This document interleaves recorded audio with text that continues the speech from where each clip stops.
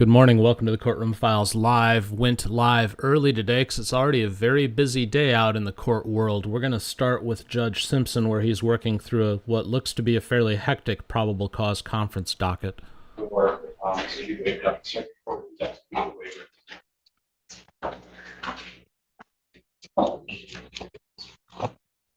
Sir, you're waiving your right to a preliminary examination?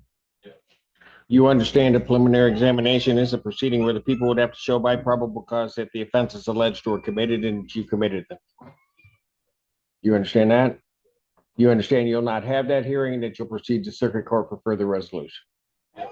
People also waive their right. Yes, sir.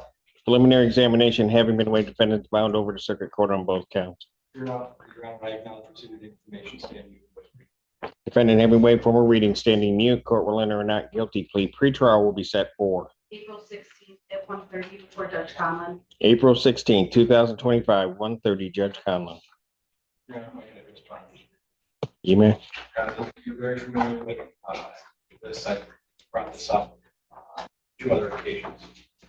What has changed? I think you've spent next week or two in custody regarding his acknowledgement that he has to follow the rules. I'm asking that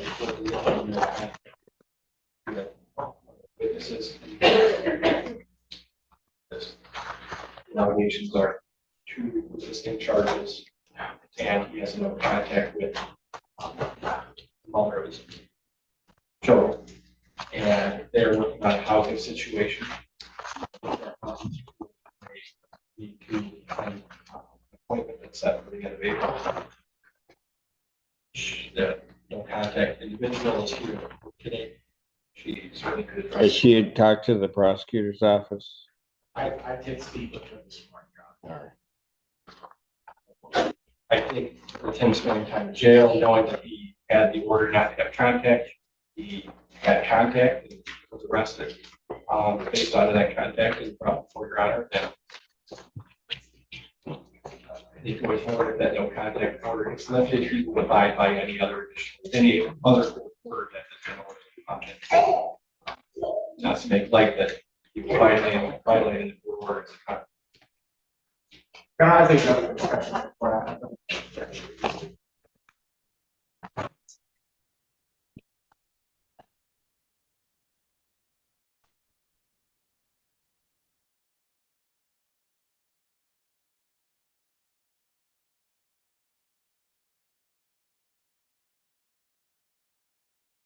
Defendant's bond at a $10,000 personal recognizance bond. So we release him at this point. We'll indicate that we will add no non-consensual contact. You understand that, sir? Yeah.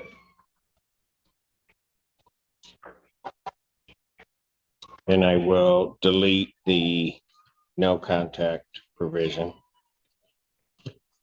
Just to adjust, I don't believe a no go to it. I don't think that's what I was gonna ask. I don't think there is.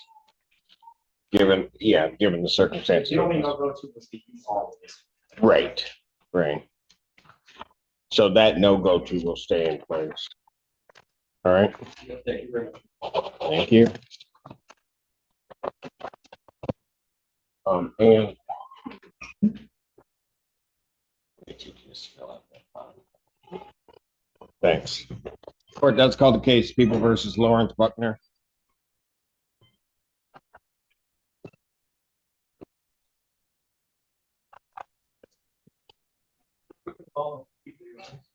Who just stepped out?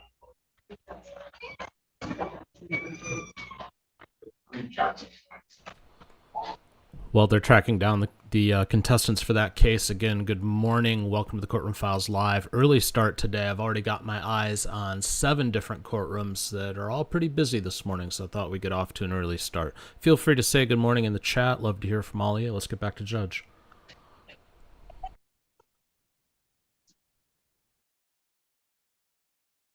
State your name. Lawrence is a family bug. All right, go ahead, counsel. Mr. Johnson, go ahead. Good morning, man. Please, this Honorable Court, Kareem Johnson, appearing on behalf of Mr. Buckner. All right, what are we doing on this case? Your Honor, I have received all discovery and police reports with body camera. We're asking this matter be set for exam. However, Mr. Buckner has, I believe, 3 witnesses that I think we will want to ask the court to take testimony from at the exam. So I'm asking for some extra time to make sure I can get those witnesses subpoenaed to court. Any objection to that? Nelson? Your Honor, I don't object to the outbreak exam or to defense counsel's request. However, I believe counsel is new on the case. He's not aware of something that comprised the public defender up. Earlier this week, this defendant made threats to the witness at preliminary examination. A new charge has Sir, you need to face me. A new charge has been authorized against this defendant as a result of his conduct. And as a result of that new charge being authorized, we are requesting remand. We have previously advised the public defender's office. Judge Rand Washington is in the office. Your Honor, Your Honor, this is, Sir, I will give you an opportunity to address the court, but you're not going to interrupt any. You're not going to interrupt anybody. You're interrupted. Yes. Alexander, on behalf of people, this exam was held on Tuesday, and after the victim in the case had testified, Mr. Buckner, during a break in the exam, threatened her in the gallery, and we did end up charging him with threatening to injure or kill a witness. And this is a victim that he was not supposed to have contact with, as she was a victim on the FA case. So in that sense, he had violated the bond by contacting her in court and also threatening her with criminal charges, which is why we would be asking for his bond.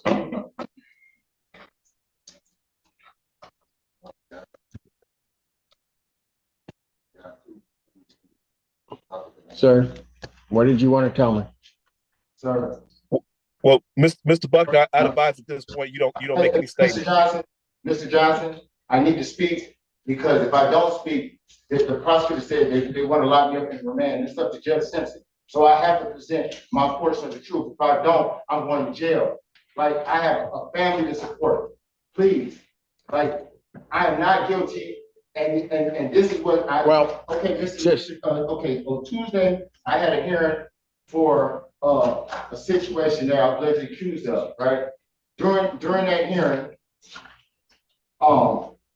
it is my belief, so let me just say that, it is my belief that the coerced witness messed up the testimony.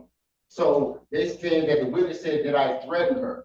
I never threatened her. They said that they went to the officers, they had stuff on body cam, sir. No, it wasn't that. If you go on body cam, I was talking to my aunt Sandra Lamont and my family member, my phone was on, and I was talking to them, and nothing out of my mouth said, I'm gonna threaten that lady, I'm gonna get that lady. They have been trying to harass me and my family ever since that I got shot on Father's Day, and I didn't cooperate with the police investigation. I got shot 9 times, 1 time in the head. 2 days before all these incidents happened, please hear me out. Deputy Caruso from Washington County kept coming to my house saying, you need to testify who shot you. You need to testify who shot you. I said, Mr. Caruso, all I want to do is live my life. I got a family. I got my brothers here. I got people that I support. I don't want nobody getting killed else. I died twice in my brother's arm. The next day, I got in an incident with my lady friend, and it went from a domestic violence to a stalking. Ypsilanti police officer Tyson came in to Washington County Jail. The very night I was arrested, tried to read me a personal protection order. I said, I don't want to do it, and I didn't do anything wrong. The next day I woke up, I had stalking charge. That was dismissed. That was malicious prosecution is going on. Please hear me out. Then Jacob Dillon came to my house, tried to run me over with a vehicle. I punched his window out. I go to jail for that at my home. Okay. Then so I come to court, and the prosecutors, Judge Rand Washington is the eyewitness. This same prosecutor, while we was in court on camera yesterday, sir, while we was on court on camera, just please hear me, said Mr. Buckner is threatening my witnesses in court. This is what this same prosecutor said. Judge Rand Washington said, no, he's not. Mr. Buckner is talking to me, and he's not threatening. See, they had already had it out. Hold, stop. There was a video requested. Does the video show anything? Your Honor, I haven't had a chance to review it. I just got it this morning. But we were informed immediately after the threat occurred by the victim. She informed our advocate and informed us that it had happened. And then she did a police report, and then we authorized the charges. Your Honor, may I? Hey, just a second, Mr. Johnson. Has the complaint's been authorized? Has it been sworn to? I don't think so yet. It was just authorized this morning at 8 a.m. All right. Yes, Mr. Johnson, go ahead, sir. Your Honor, this was not my case. This was the public defender's office's case. My case was dismissed prior to this case on Tuesday. I have no knowledge of this. I have no discovery on this. So I can't effectively address this and make sure my client gets his due process rights in terms of a bond revocation hearing. I understand that this may have just happened Tuesday and all the police reports and video camera have not been gathered. But I do think it is unfair to address this right now. Mr. Buckner has always showed up to court. He's always showed up to court timely. I think it's best for the attorney who was present at that hearing to handle this bond violation, especially if that case is still ongoing. I just can't effectively represent Mr. Buckner on a bond violation that I did not know was going to occur this morning right now, Your Honor. Yeah. Mr. Brown, were you there on that? I was not, Mr. Michael. First of all, one round deputy. I was not there. Mr. Michael Gaddy was. I'm not sure is this being handled as a bond violation. Well, they're asking for revocation of this bond because of new charges, I presume, and the nature of those new charges. So that's what they're asking for. I think a couple of things there, and I don't know what there was a request made for video from this courtroom of that day. We got time narrowed down. You need to take your hands out of your pocket. And the request was made. I checked with Judge Washington because she was the judge presiding as to whether or not she had any objection to that. She did not. That was, I think, Byrne provided to the people in this case. They have not had an opportunity to review it. So as it stands now, these allegations that they have violated each charge. Well, no, it's basically charged. It's authorized at this point. It's just it hasn't come through the system yet. Okay, so here's what I'm going to suggest, and may not like it, but I think maybe this is the way to do it. The video. Somebody from your office, Mr. Brown, was handling his exam, correct? Yeah. Okay. We just talked to him about it. He didn't see anything. So what I would do, and I get Mr. Johnson's point, he's trying to do that. What I'm going to do is temporarily take the defendant into custody. I want that video provided to Mr. Buckner. Mr. Buckner. I don't know what's on the video. I did not view it myself.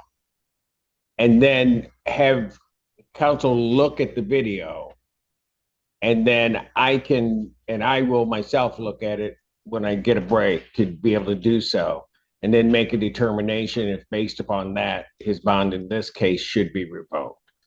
I think that's probably the fairest way that I can potentially do. Yes, sir. Sir, I appreciate you first and foremost for this opportunity. And I say just to the court that upon looking at the video, the prosecutor said that it's when I want the whole court to hear it. I physically said that I was going to threaten and get this woman. Sir, first of all, I don't want you saying anything about what's going to be that new case coming up. I don't want you saying anything. I'm not going to hear it because you're going to end up hurting yourself. What I have said is you will be going into custody. We will then, and I'm not saying even at this point, I'm going to keep you in custody. A video was requested. I'm going to give, the prosecutor's got to look at it. I'm going to give counsel that was handling it at that time an opportunity to look at it also. Mr. Brown has already indicated they spoke with your attorney at that hearing and he did not witness anything. And I don't know because I was not the judge presiding. So this is the best that I can do to try to figure it out at least preliminarily. Mr. Judge Simpson. Judge Simpson, I'm a very honorable person. I'm asking in all due respect. I'm not a flight risk, sir. Sir, I'm not saying that you are. My daughter's in the car. Is there any way that I can call my brother so he can come? Sir, I'm gonna expedite it as best I can to make sure that I can look at it, get you recalled back up and tell you what I'm going to do. But I think everybody has to look at it. Mr. Johnson's not here, so he can't himself look at it, but it affects his case. But the people that can look at it can do that and maybe get in touch with Mr. Johnson. I don't know, but I'm just saying that's the way I'm gonna handle it at this juncture. All right?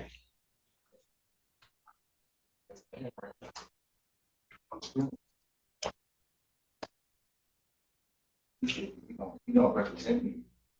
Okay. So the guy that represents me is Mr. Gotti. Mr. Gotti is the key factor in you being here.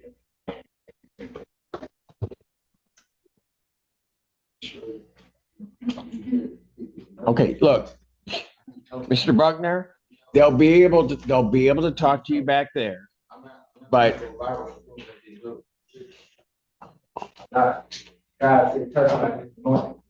I'll pass the matter. Sir, you need to just quiet down, please.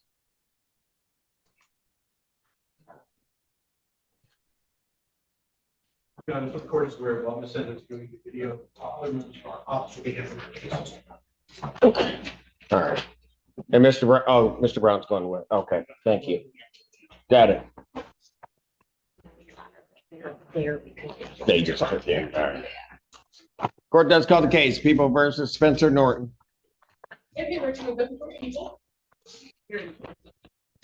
They're all. Morning, Judge Jeff Perlman on behalf of Spencer Norton. All right, what are we doing? And Norton, Yes. can you state your name, please? Spencer Norton. Thank you. What are we doing? Yes, Judge, we're seeking an adjournment for an opportunity to review the discovery and work towards a resolution. Without objection, probable cause, April 24th, 2025, 9 a.m. Bond continued. Thank you, Judge. Have a great day. Thank you. Court calls the case, People versus Anthony Taylor. Good morning, Your Honor. David Kennedy, on behalf of people. James Bevel, on behalf of Mr. Taylor. Approaching. State your name for the record, please. Taylor. Your Honor, I just received late yesterday afternoon additional video discovery that is important to this case. I'm asking for an adjournment so I can review that. I also review that with my client before we proceed. Is this the only thing holding him? I believe so, yes, Judge. It is a capital case, so I'm asking for the 24th because it's a case we really need to prepare well for. But he's in custody. Again. And have a conflict on the 17th. I know, it was just a few minutes ago you told me that, but any response from people request for No, that? Your Honor, there is additional video certified on camera. It's no counsel, it also needs to be sent to defense counsel. But other than that, 24th, 2025, 9 a.m. Bond continued. thank you, Your Honor.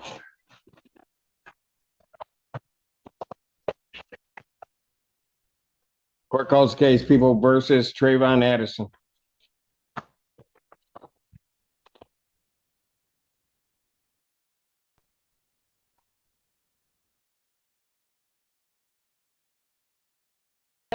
People.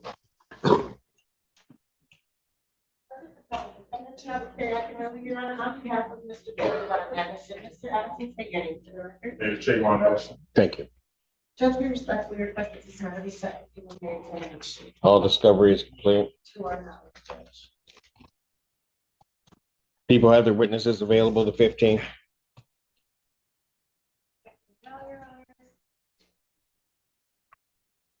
We'll try that day, thank you. Preliminary examination in person, April 15th, 2025, 9 a.m. before Judge Moore. Thank you. Bond continued. Let's head east of in Michigan a little bit and say good morning to Judge McNally. To fair to perform community service, fair to complete the domestic violence program with 12-week follow-up, and he pled not guilty. I entered a not guilty plea to count 3, which was fair to refrain from assault, abusive, or intimidating behavior toward the victim. I set a $20,000 10% bond because he'd absconded. So that's where we are with it. I called probation in. So I have to sentence him again on the conviction. We understand. He has completed, well, he's had 60 days. He's been locked up. What, on another case? Well, yeah, because they refiled on a case. And that's what the problem was. Even assault of conduct there is because it was dismissed. And then the young lady got mad at him because he moved out of town, and they refiled the case against him. So it's the same one that was there once before. What is that? He's in custody on a felony, right? He is. That matters in front of Judge Regina Thomas in Wayne County. What is that charge? This is also related to domestic violence, but I think it even elevated to, maybe assault or attempt. Was that out of Taylor, or was that out of? One of them was out of Taylor, Your Honor. Yeah, that's trespassing that's out of Taylor, and they're trying to do something with that. The young lady is making a big ruckus about it, and she's really trying to get him. So it looks like he's got a domestic charge there and a felony and home invasion third, right? Yes. Are you representing him on that one? Yes. Not the one in front of Regina Thomas. Here it goes. He is the one representing him on that case, and that's coming up for trial. The other one in Taylor, I am representing him on. And I'm going to go out there and try to get them to not issue, I guess, on a home invasion, because it's not. It was a trespassing charge, but she somehow convinced them to elevate it to that. Give me a first page of a register. Well, it's pending. The warrant is pending on that one. All right. So his biggest problem is this young lady. I mean, she's the mother of his children, and she keeps the children away. They go back and forth.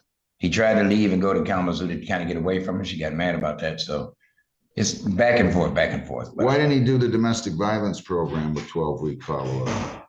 I think that one time, I think he was locked up and he wasn't able to do something because of his detention. Why didn't you do the 12-week domestic violence program? Tell him, Mr. Sharp. Mr. Sharp. The first time I did try to do it, and then I got locked up, and then the second time I got violated, but then I got locked up in February again. I know, but August 6th of 24 is when I ordered you to do it. Here you are 9 months later, and you're in custody on a same thing. You mean? Talk to me about Mr. Sharp. What have you had much contact with him? I mean, here and there. He did start the class. Yeah. But yeah, he didn't finish it. He definitely sat on it and procrastinated. And then as far as his community service goes, I did, it looks like the fax came in March 24th, that I received proof. Give me a first page of a probation order. For. I think he did 6 hours or something. Yeah, 6 hours. Yes. He did 6. I ordered him to do. Was that part of a probation violation? Is that what happened? Yeah. Yes. So you ordered him to I think it was 1 day, Your Honor. 8 hours. Judge Kirsten gave him 8 hours, it looks like, of community service on a probation violation. He had 3 technical violations. Yes. And No, then a probation order. February 9th. And I think he went into custody about February 9th. Yes. That's what happened. So he didn't finish that. He did 6 hours of the 8 hours that he was ordered to do. So he's trying to complete everything that it's just all the interruptions come from dealing with this young lady. What are you asking me to do? Your Honor, not to give him credit for the 60 days he's been in jail. and release him and allow him to continue on probation and finish what this court has ordered. I'll make sure his mother's in the courtroom. I've had contact with him.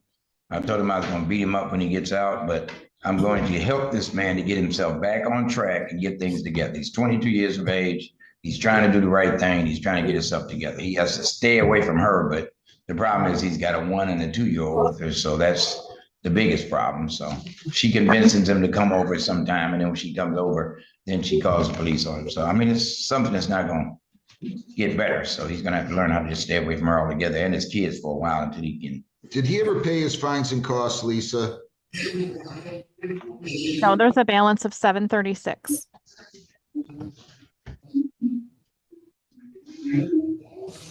Is he working? He had a job, Your Honor, and I don't know if it's not there now because he's been locked up for 60 days, but he was working.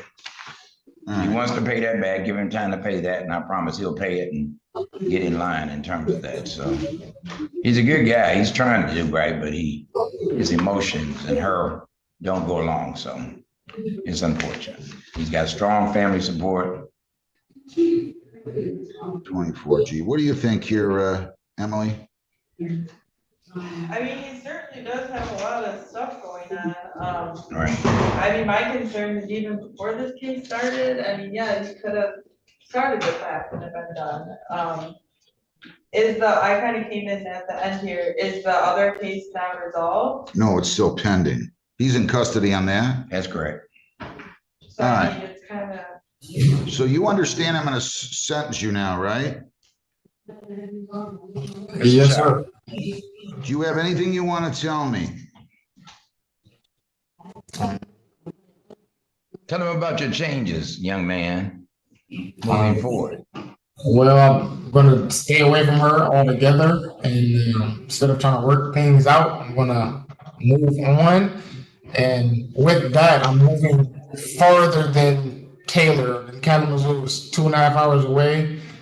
Stay away as far as possible, not bother her, make sure she doesn't bother me, and do as best as I can to finish everything that I have that needs to be finished.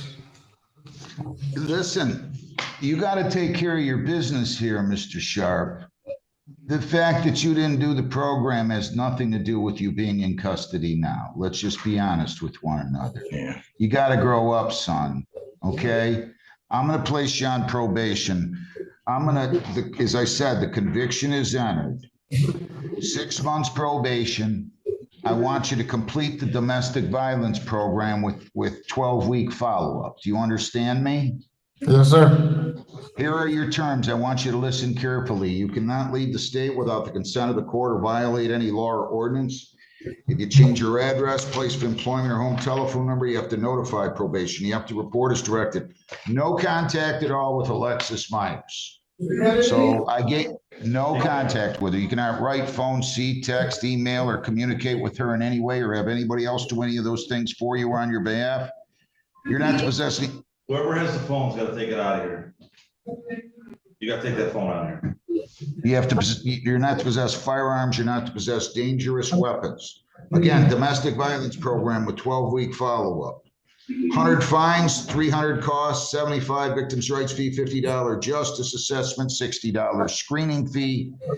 That makes it $585 plus your probation fees of $120. You're going to pay $705, 19 days jail credit, 19 because you've been in custody on this since then. And do you understand the sentence? Yes, sir. So I need to set up a payment plan that you can have done by 6 months from now, which would be October the 3rd. That's more than fair. How much? How about if you think you could pay $175 a month if I start him? He's going to have it. Well, to pay it off in 6 months. Correct. If I do the math, so. Well, I could have him do 100. I'll tell you what. Let's make it. Can you pay 120? Can you pay $125 a month, sir? Yes, I can. All right, you pay $125 a month, and I will start this. You got that other case pending. I'm not going to start it until June the 1st, but all money has to be paid or else I have to extend your probation. All money to be paid by September 15th, okay? So somehow you're going to have to figure out a way to get all that money paid. If you need more time, no problem. Come on in, talk to me on or before the due date. Call the court. We'll go on Zoom. I'll give you an extension.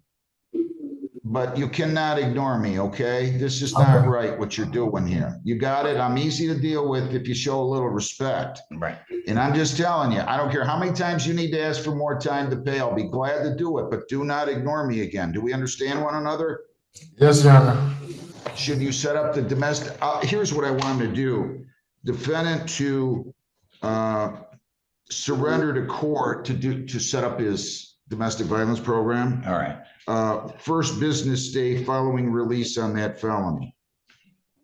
So if he's out on bond. Yes. Or after disposition, whether a dismissal, conviction, whatever it is. Okay. He's to come in here on the first business day. You got to show a little respect, young man. I'm just telling you, I don't mind working with you, but you can't just ignore courts like this. So we're deleting the community service. I'm giving him credit for all that time. Good. And we'll go from there. So he's going to be released in terms of this case. More than fair, John. I'd indicate that this is a pistol the woman is because she harassed the mother. The mother went to court with the woman yesterday on a PPO, and the mother got violated for that and got time in jail. No she continues to contact the mother and Facebook her. I mean, all that old foolishness, but both of them just have to stay away from her. Yeah, you gotta stay away from her, sir. Good to have you here, Mr. Man, Mayor. it's good to see you as always, Judge. Thanks a lot. Have Keep a up great. good work, and you're always fair, and I love your staff. They're always very kind. Yeah, I got a good staff. You got a good staff. I know, really. Can I good. borrow? What do you pay? They're not. They never want you pay, Judge. That's your man. Yeah, that sounds like him. That sounds like it, doesn't it? Okay. He's always after me. Good. If you come up missing, Judge, you know where he is. Have a good day. All right. Mr. Sharp, stay with me now. Good luck to you. Stay out of trouble. Okay, thank you. Bye now. All right, Judge Fleischer has joined the Thursday morning court circus, so let's see what's going on over there. I'm not going to drive. This is a court order, so if you do, and I find that you do, I can have a contempt hearing. Do you understand? Yes, sir. Okay, so we'll have you sign it, and then now what we'll do is we'll give you a portable device that you're going to take with you everywhere you go. I'm going to pay for it so that there are no issues, okay? Okay, thanks, guys. Thank you. Okay. Let me, here. Hey, I'm going to leave it here. I'm gonna I can on the way down if we come to. Okay, cool. Can you move before? Yeah, I got plenty of charges down there. Let me get it done.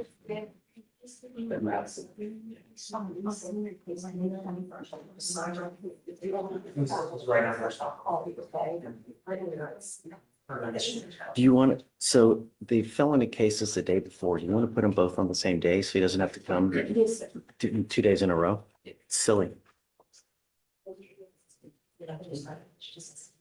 And they had excellent babies.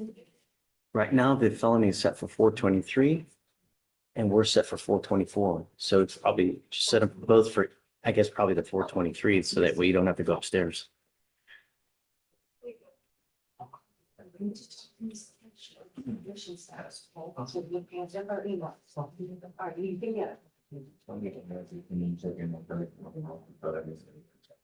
Okay.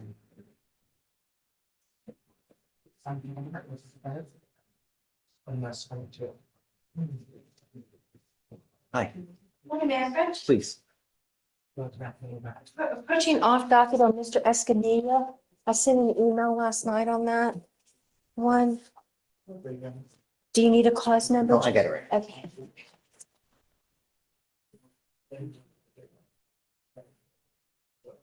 Do you need a cause number? I do. It's 239-0060.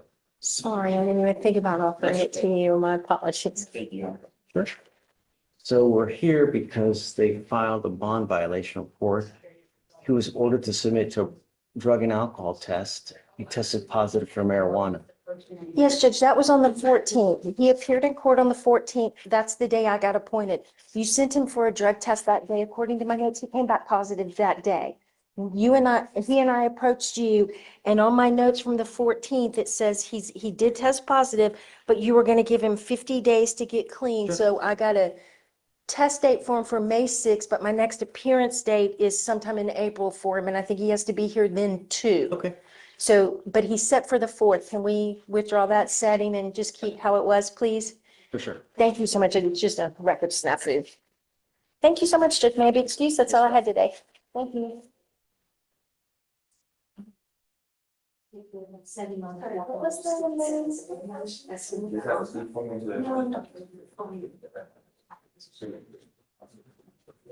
Mr. Simmons. Hello? Hello? Yes.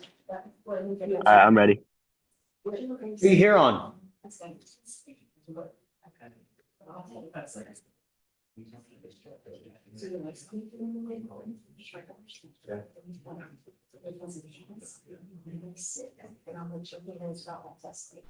what are the 4:15, 4, just like the, that was just a regular reset. I just see what's still in the. One of the cases.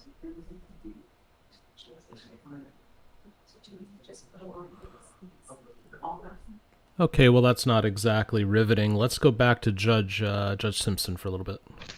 Which fine, Oh, I got it. Right, because there was a community corrections violation. Correct. Go ahead. And that community corrections violation was, as a result, Mr. Jama was testing not at community corrections, but at another agency. And at some point in time, there was a miscommunication between them. They were not getting the results. When Mr. Jama was told by community corrections, because of that, there was going to be a warrant for his arrest. He panicked. He attempted to get a hold of the public defender's office. I'm not pointing the finger, blaming anybody. But communication between him and the public defender's office never happened. So as a result of that, Mr. Jama had this warrant, or a bench warrant issued. When he was picked up on that warrant, obviously it was in this area because it resulted in another charge in this county. So the fact of the matter is that he was not fleeing. He was not attempting to hide. They picked him up on the warrant. So, Your Honor, under the circumstances. Well, they picked him up on the warrant, or there was an additional incident that caused him to be taken into custody? He was taken into custody because when they picked him up on the warrant, there was the R&L charge. The second case is an R&L. Yeah, I got that. But it's because he came into contact with the police, didn't cooperate, and then that he picked up the new charge. And then I understand how you're phrasing it, but let's just say allegedly. Okay, allegedly. Anyway, Your Honor, my client is a resident of this county, long-term resident. He has a wife, he has a child. He does have a job. He was working at the time that he was arrested. So I think a bond would be appropriate in this matter. And I would ask to be something in the range of maybe 5 or 10,000, 10% with a GPS data. Ms. Lund. Your Honor, I think it's important to note that the new case that arose when the defendant was arrested is both an RL count 2 and count 1 is RL causing injury. So this was an incident in the 25 file. 25, that file. I only have, there are 2 counts. There are, and I thought the court said already only on one, so I wanted to make sure we corrected that as Yeah, well. so he's waving up on both counts. They got this wrong. Yeah, but go ahead. Okay. So I just want to make sure the record is accurate and reflects that this wasn't just a running, so there's a little bit more going on here. I'm not saying there isn't a bond that could be appropriately set, but I just want the court to look at all the information before it makes its determination. Thank you. Anything else, Mr. Gibbs? Your Honor, I'm looking at the report real quickly to see if there's any specification as to the injury. All I'm reading here is that in chasing Mr. John, the officer suffered an injury. So I don't know that it was a question of him fighting with the officer, anywhere the officer chasing him and being injured in that chase. And what I have here is Officer Peterson and I pulled up to the east side as John was walking away. I asked him to come here. He stopped. We walked up to him. I grabbed a hold of his left arm. Peterson grabbed his right arm. He tensed up, hold up his fist, pulled away, turned his body, tried to break free. John had balled up his fist. I believe John was going to punch him. Wrapped his arm around him, threw him to the ground, landed on his back, landed on top of him, gave him commands to roll over, placed his arm behind his back, and then they were able to handcuff him. Anything else, Mr. Goldson? I think you're right. He is entitled to a bond, but with all of that clarification, his bond will be $15,000. I'll give a 10% privilege on that, but he also needs to be placed on a GPS tether, 5,000%. location tracking. Thank you. Yeah. I'll take care of that. And I'll take care of it. And on the other matter, I think his bond will continue. Thank you, Your Honor. All right, thank you. And you'll get the Carol's correct.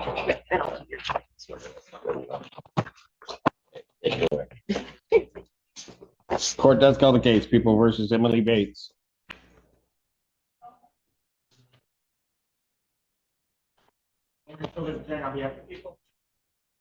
Assistant Public Defender, Hannah Apple, appointed on behalf of the Bates. Ms. Bates, will you please state your name for the record? Emily Bates. Karen, we're asking for an adjournment or continued plea negotiations.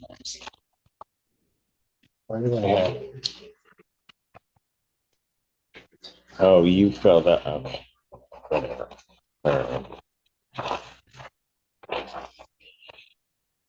Probable cause conference without objection, April 17th, 2025, 9 a.m. Bond continued. Thank you. Court calls case of the People versus William Jones.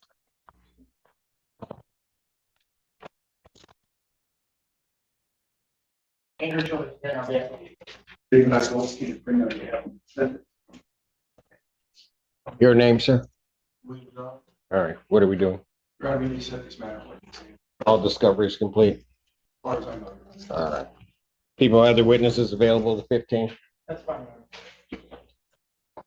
Preliminary examination in person, April 15th, 2025, 9 a.m. before Judge Moore.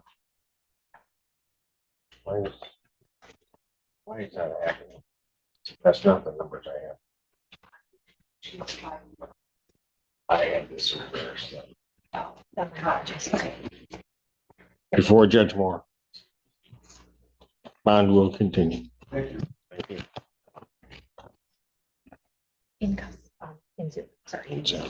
Court does call the case, People versus Ahmad, is it Wally? You're up. All right. I do see him. All right. Your Honor, I have submitted competency paperwork to the court. It is best if So you're looking for a forensic evaluation? That is correct. All right.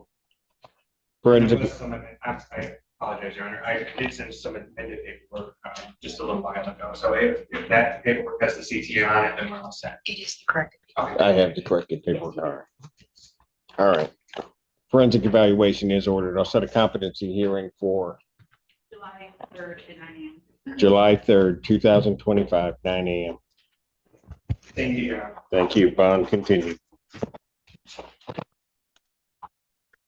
Court calls case of the People versus Jacob Dorstein.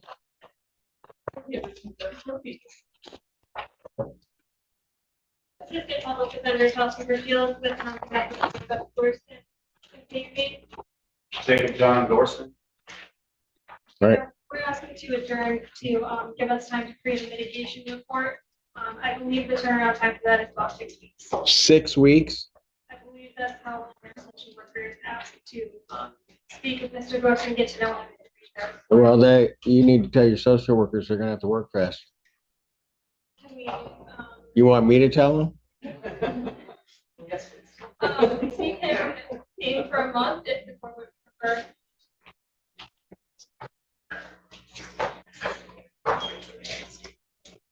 Probable cause conference, May 1st, 2025, 9 a.m. Bond continued. I mean, I'll talk to them. Just give me some names. I'm not shy. Court calls the case, People versus Leon Booker. Let's go say good morning to Judge Boyd for a minute. The TAP piece to be released. What are the results of TAP? So the TAP recommends dual diagnosis outpatient program, monthly urinalysis, and documented sober support meetings, Judge. Upon speaking with Mr. Salazar this morning, he indicates that he has registered for the BIPP course. He had his initial evaluation completed. He did want to talk to you about that. And he also indicates that he was going to see about his attorney appearing today to try to get the no contact order adjusted. All right. So you'll need to contact your attorney for that. Yeah, that's right. He said he didn't know about this, so I don't know if he's coming, but okay. Oh, well, I mean, he can set a hearing anytime he wishes to set a hearing. Yes, ma'am. But this is what I want you to remember. The last time I saw you, you were in Orange, crying not to go to prison, right? No. So your minimum for this case is 10 years. Oh. I'm going to tell you what I tell a lot of people who come before me.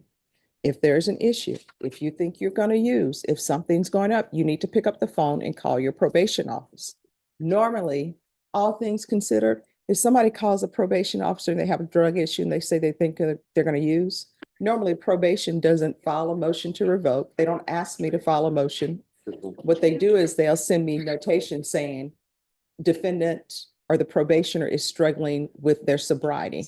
Then I will set it for a compliance. I will call you in and I will ask you what we can do to help you maintain your sobriety.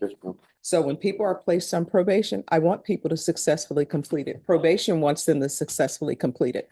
So from here on out, everything you do, you need to be thinking, is this something that could potentially result in me going to prison for 10 years? So the no contact order is still in place. If you want that changed or have the opportunity for having it changed, you're going to have to show me something. Yes, ma'am. And what I can tell you is I require that your attorney files a motion for that.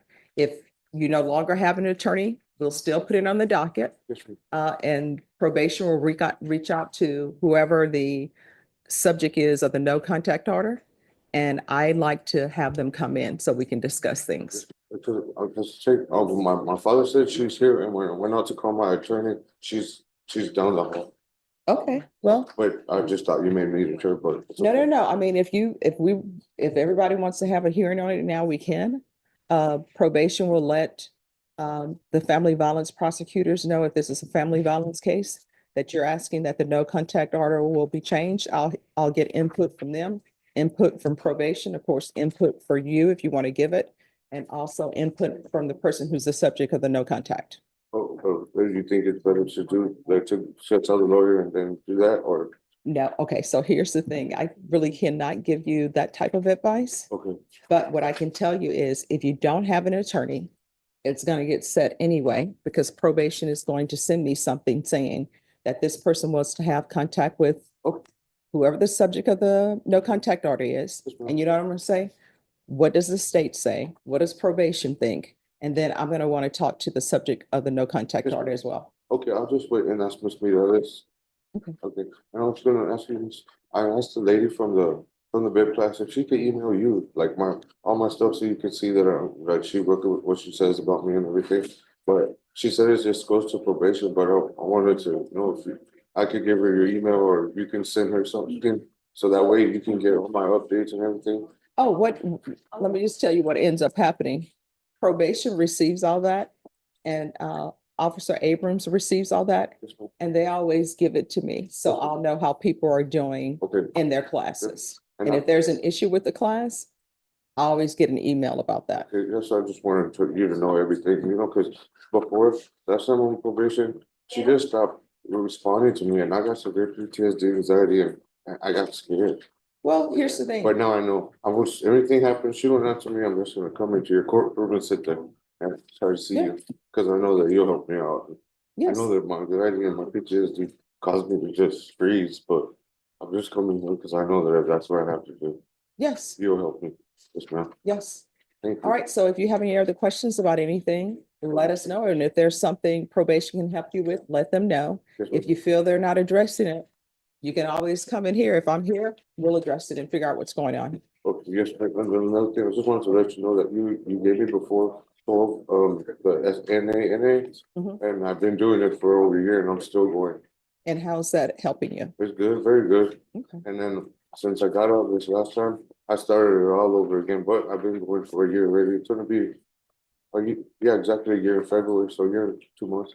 And the reason why I do that is sometimes it helps you when you know that there are other people who are in the same position as It you does. are, and they're, trying to build their life back. Yes, ma'am. And then when there's like their experiences and their things and they're talking, it helps out a lot. They're like, with my depression or being sad or something like that, it helps out a lot. Well, I'm glad. And if you need anything, just let us know, okay? Yes, ma'am. Thank you very much, Ms. Boyd. All right, you're Have a welcome. wonderful day. You too. Yes, ma'am. That credit for time served. See how busy you are. But here.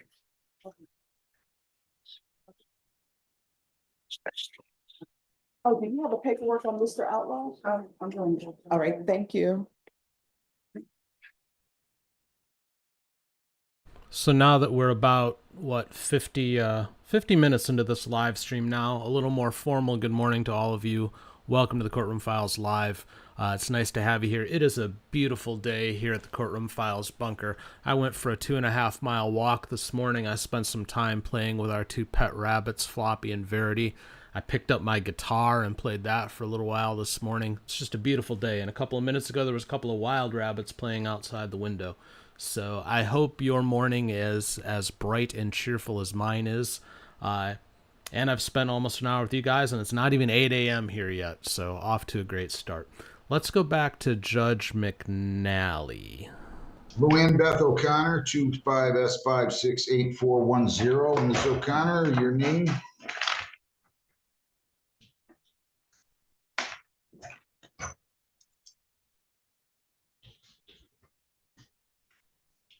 Let's see.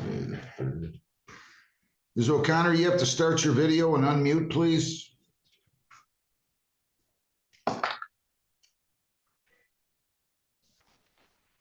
We go against Todd Roland Soper, 25F243239. Good morning, Mr. Bogart. Good morning, Your Honor. Good to see you. David Bogart appearing on behalf of Mr. Todd Soper, who is present and standing to my left. Mr. Soper, please tell the court your full name. Todd Roland Soper. All right. Soper, I'm sorry. So you worked this out with the city attorney. This is going to be a plea to operating while impaired with the OWI to be dismissed, right? That's correct, Your Honor. Sir, is that what you want to do?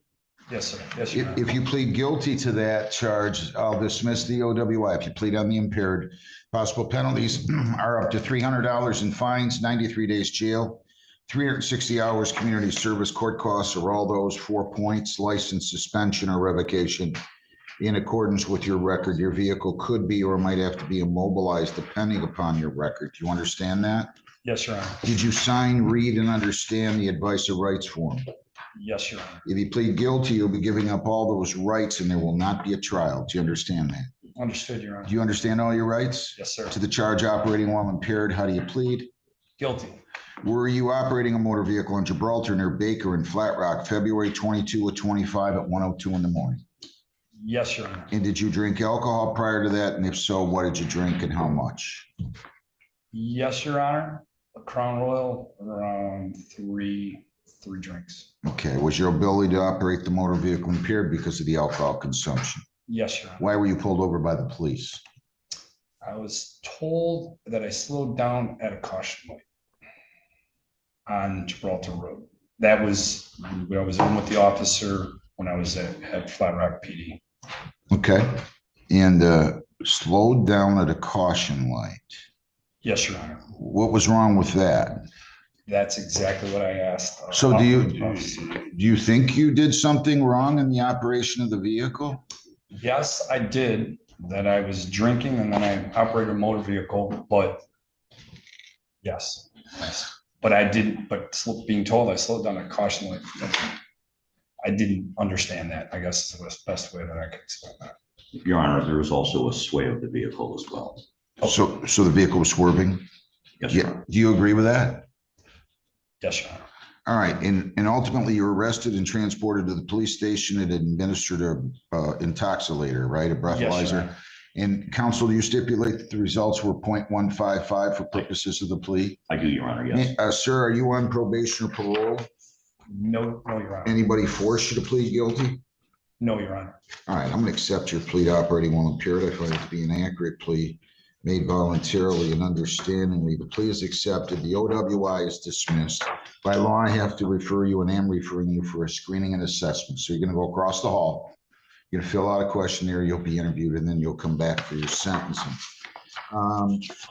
This, your client, he's got no priors of any kind? No, Your Honor, he does not. Where does he work at? He works at Ford, Your Honor. I was going to ask to address the court. On occasion, he's one of the engineers at Ford who do a lot of driving and testing on tracks. He does occasionally go to Chicago, Ohio, and Kentucky. We would ask the court if he would be allowed to do that to continue working as long as he reports in the probation. Sure. Well, I can't, I'm not saying he can leave the state for employment purposes without consent. Thank But you, if he Your has something coming up here, he's gonna have to, this is gonna have to have priority. He's gonna have to It get will, Your cleared Honor. from, it's going to have to get cleared from the probation department. So we'll give you a sentence date. You can leave the state for employment purposes without consent. And Lisa, what date do you have for me on a sentencing? April 17th at 8:30. Is that good with you, Mr. Bogart?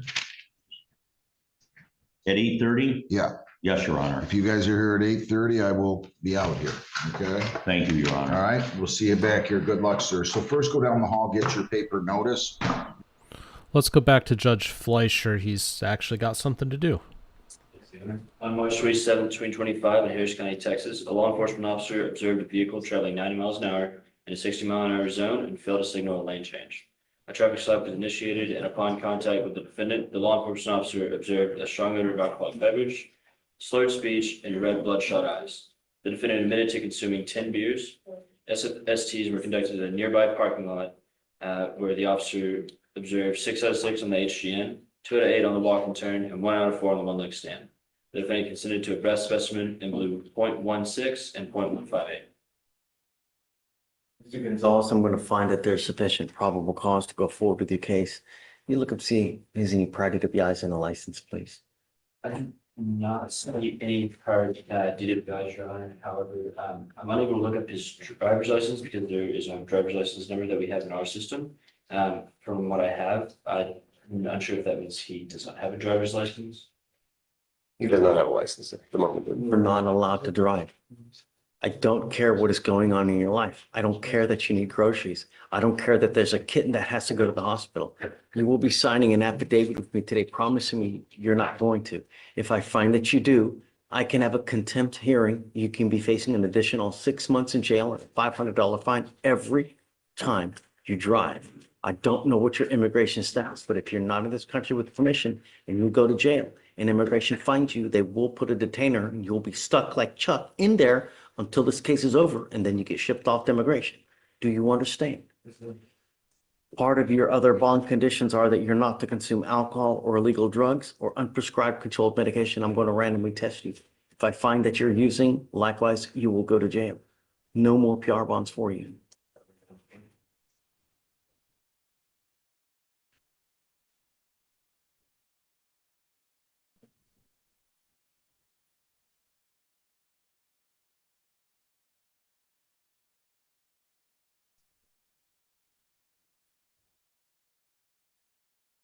Now, you have a lawyer. Because you have a lawyer, I will waive your appearance, but it is your responsibility to stay in touch with Mr. Benavides, and he will tell you when you have to come back to court. If he tells me he can't get a hold of you because you're playing games and you're not responding to phone calls or text messages, likewise, I will issue a warrant for your arrest. For now, we'll have you come up here, swear test that you're not going to drive. You'll get to Victoria Center reset with Fleischer for your bond conditions, and then you're free to go. Thanks, sir.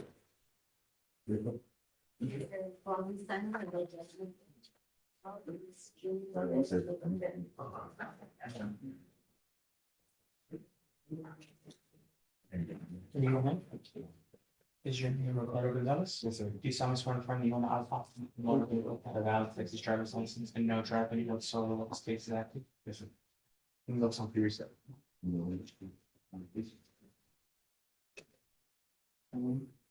Just a second.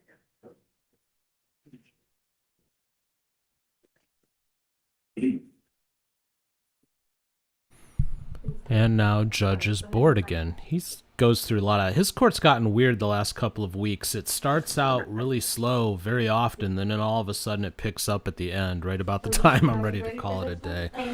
Let's go over to Judge Simpson again. It's a victim when she was asleep, passed out at a friend's house.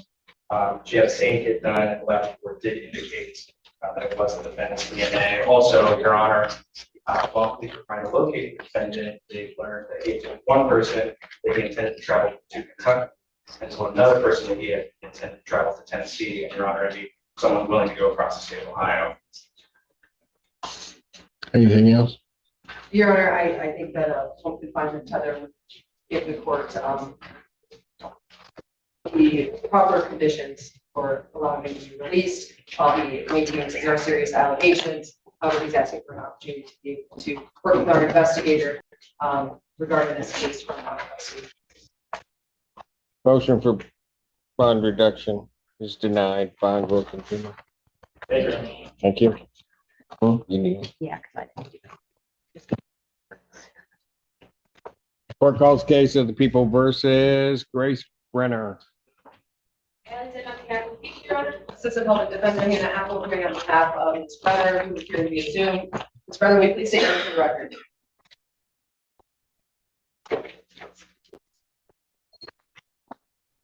Good morning, Your Honor. My name is Grace Brenner. Thank you. They're asking for an adjournment. There may be some additional discovery in it. Probable cause conference will be adjourned April 17th, 2025, 9 a.m. Bond continue. Thank you, Your Honor. Thank you.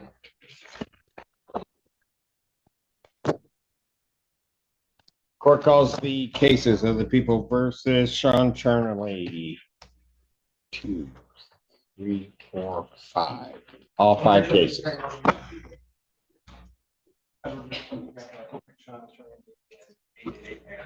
Clips. Oh, she's on that side. Okay, go ahead. Here, on behalf of Judge Farley on the remaining matters. On which case? I believe it ends in 888. And then there's also a third attorney who did her appearance on Tuesday. There's a third attorney? Yeah, the gentleman from Mr. Burgess's office. She's right there. Okay, counsel? Are you from Mr. Burgess's office? It's okay. It's a shock. I know. I know.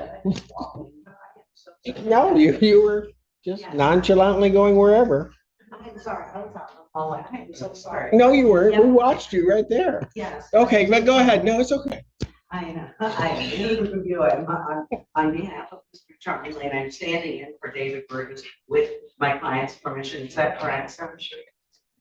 All right, Mr. Durkis, you're on which case? Well, actually not. Because I think Ms. Tieppo is supposed to actually be on that case. Because she's not been relieved by the court. Has anybody heard from her regarding Mr. Turner's cases? All right.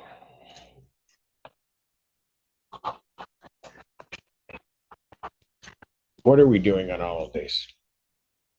I can start on the 25F55553 and 24F21301. We're adjourning these matters. There's a conflict which is identified in our office, and we just go on. But hold it. So that seriously? Okay. So, right. Okay, go ahead. Okay, well, in that case, then, That's why Mr. Burgess kind of is here. okay, right. Then in that case, on the other matters that I'm representing Mr. Farley on, 04. Is everybody asking for an adjournment? No, these are different. So 0444 and 1611, Mr. Farley would like to demand hold. All right, what are you doing on your cases?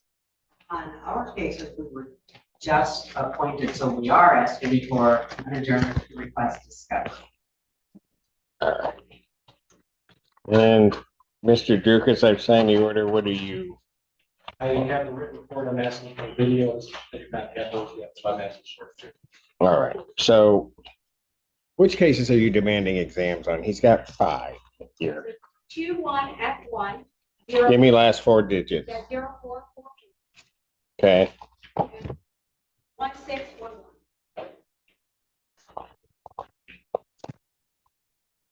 All right. So the other matters.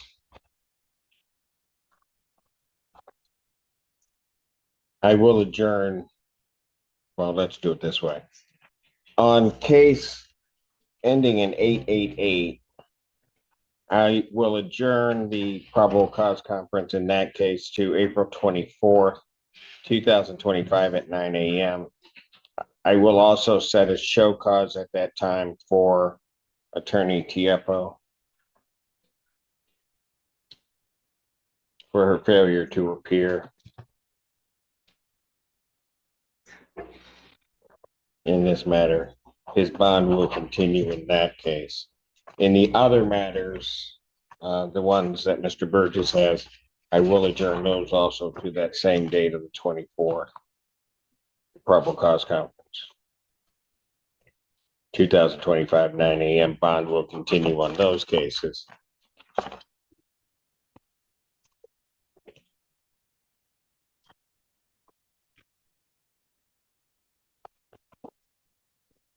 That's, you're gonna need to do show cause on that. Okay, in the other matter, all discovery counsel, the other 2 matters, all discovery is complete. More knowledge, yeah. People have their witnesses available the 15th. That's fine. This is filing in 444 and filing in 641. Yes, sir. Yes, that's fine. All right. Preliminary examination in person will be set for April 14th or April 15th, excuse me, 2025, 9 a.m. before Judge Moore. Bond in the will continue in those cases. Your All right. Honor, Mr. Tony already has a court hearing scheduled for that date. We would possible. Before whom? What time? So he wants a different date? Yes, would it be possible to schedule it 1 week out? Well, we'll keep the date. You guys figure out what to do, or he can try to appear via do something, but I don't want to delay his preliminary. Then we're in agreement. All right, great. Thank you. Court calls the case, People versus Clarence Broach. Joseph and Golda, please. Oh, yeah, yes, Mr. Public Defender with Mr. Broach. Should be via Zoom. Mr. Broach, can you state your name for the court? We can't hear you.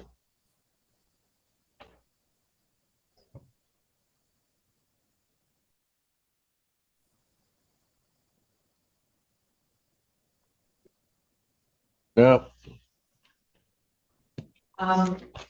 I'll pass the matter. You guys figure out how to. Court calls the case, People versus Jeffrey McCulloch. Joseph and Golda, please.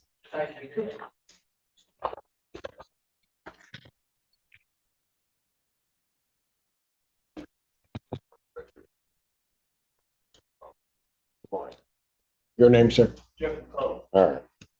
What are we doing on this? Arrest, German. They sent you, the judge, I just served, the court of motion for bond reduction. Scheduled for the new date of April 10th, and that coincides with this other case that was adjourned as well, and that's not missing for this court. I figured that. Did you provide a judge's copy of the motion? I provided it to the clerk. That's a hand order. Okay, yeah, okay. Well, that might get to me by the 10th. But he has another case set on the 10th. That's correct. All right. So probable cause in this matter will be set for April 10th, 2025. You got that? 9 a.m. or is it your invite indicates? And your motion is on this case or on the other case? This case. On this case. So actually what will happen is I'll set it at 3 p.m. And all his PCC as well as the motion will be heard at 3 p.m. on the 10th. Okay, so. Okay, thank you. Bond will continue at this time. Court calls case of the people versus Kyle Beckerman. Andrew Phillips, trained on behalf of the people.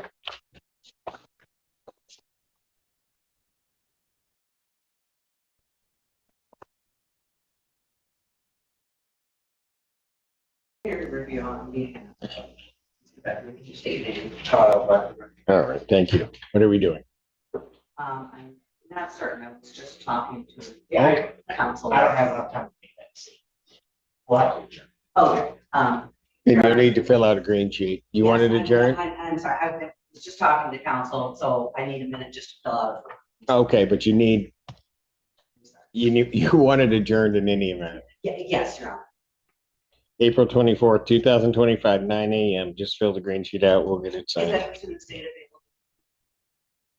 available? Is there? No, but Is there a community corrections board with testing? okay, hold on. I'm sorry. Well, there is an order.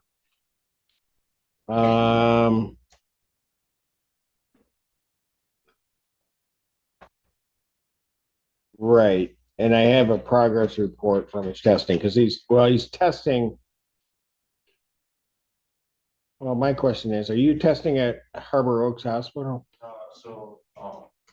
I tested the first time and then I was admitted to the hospital. Right. When I was admitted to the hospital. They did a test. Yeah, and I had paperwork for all that. No, I got it in front of me. Okay. All right. So there is an order in place that he should be testing with community corrections. All right. So that's the answer to that question. I can give you the 17th. Is that what you want?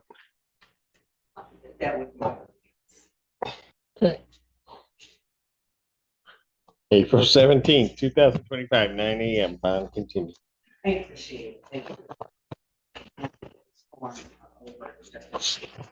Court calls case, People versus Haley Gregg. Absolutely, the people.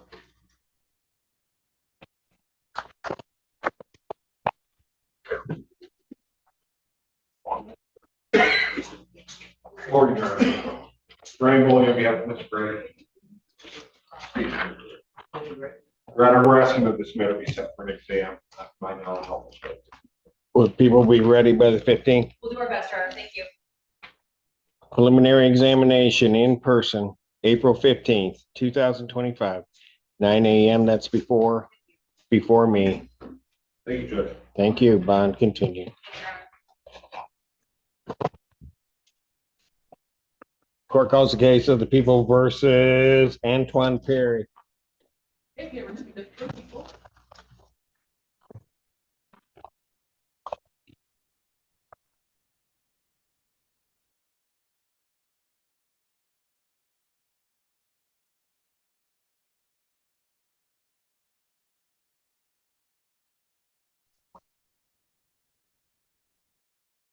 Your name? Perry. All right. And you're asking for an adjournment? All right. 17th work for you? April 17th, 2025, 9 a.m. Bond continue. Thank you. What are you? What, friends? What up? Let's go over to Judge Boyd's court here. She just did a parole violation hearing, or probation violation rather, that I just rewound and I want to take a look at. I was watching it while this was going on. There's a couple of spots where the audio gets a little bit dicey because the defendant's kind of quiet. but I still think it's worthwhile to watch. So let's go there. And oh, by the way, for anybody looking for Judge Fleischer, he has been off stream. He killed it about 10-15 minutes ago and has not come back yet. So I'm not sure what's going on in his court. But let's listen in on Judge Boyd.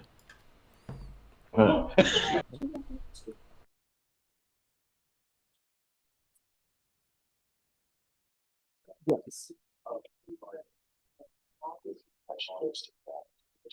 Yes. Mhm.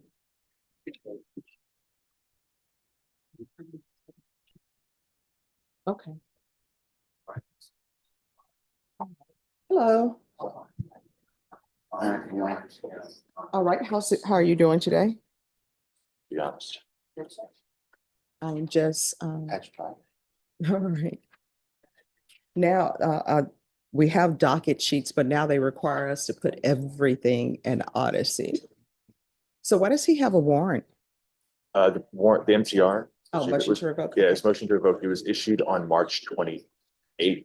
So it is less than a week old, Judge. So we got him into court as soon as we can. Thank Okay, you to sure. your wonderful coordinator. That's so quick. Awesome. I think it makes a difference. Oh, it does. I don't like for cases just to be out in the universe forever, because then when that happens, so much time elapses. Well, he knew he had a warrant. He knows why he's here. He's ready to address the court with that. And the quicker we get it done and the quicker he turns himself in, we figured that. I'm leaning on that one. Okay. And also my purple tie. That Hey, I one love for the LSU. tie. Oh, LSU is out of the basketball tournament, but I always tell people they need to remember that the college players are teenagers. Don't lose your mind over a loss because they're already disappointed, Yeah, they're kids. All you can do is do your best. Andrew, are you ready on Ramsey Ibrahim? All right, the court is calling 2024 CR 3624 State versus Ramsey Ibrahim. Can I have the parties announce for the record? Andrew Harris Edelman for the state. And Andrew Fraley, Mr. Graham. And are you Mr. Ibrahim? Yes, ma'am, I am. Did you review the document entitled Motion to Enter Adjudication of Guilt and Revoke Community Supervision with your attorney? No, I did. Did you understand it? No. Are you the same Ramsey Ibrahim who was placed on deferred adjudication in 2024 CR 3624 for the offense of theft of service $2,500 to $30,000 on December 3rd, 2024 for a period of 3 years? Is that you? Yes, ma'am, it is. All right, state. On or about the 10th day of February 2025 in Bear County, Texas, the defendant Ramsey Ibrahim did then and there fail to conduct himself in a proper and orderly manner when reporting to the supervision officer at the Bear County Community Supervision and Corrections Department in violation of condition number 4. How do you plead to that? True or not true? It's unfortunately true. I'm sorry, I can't hear. It's true. True. All right. State waives the remaining violation allegations, Judge. No objections.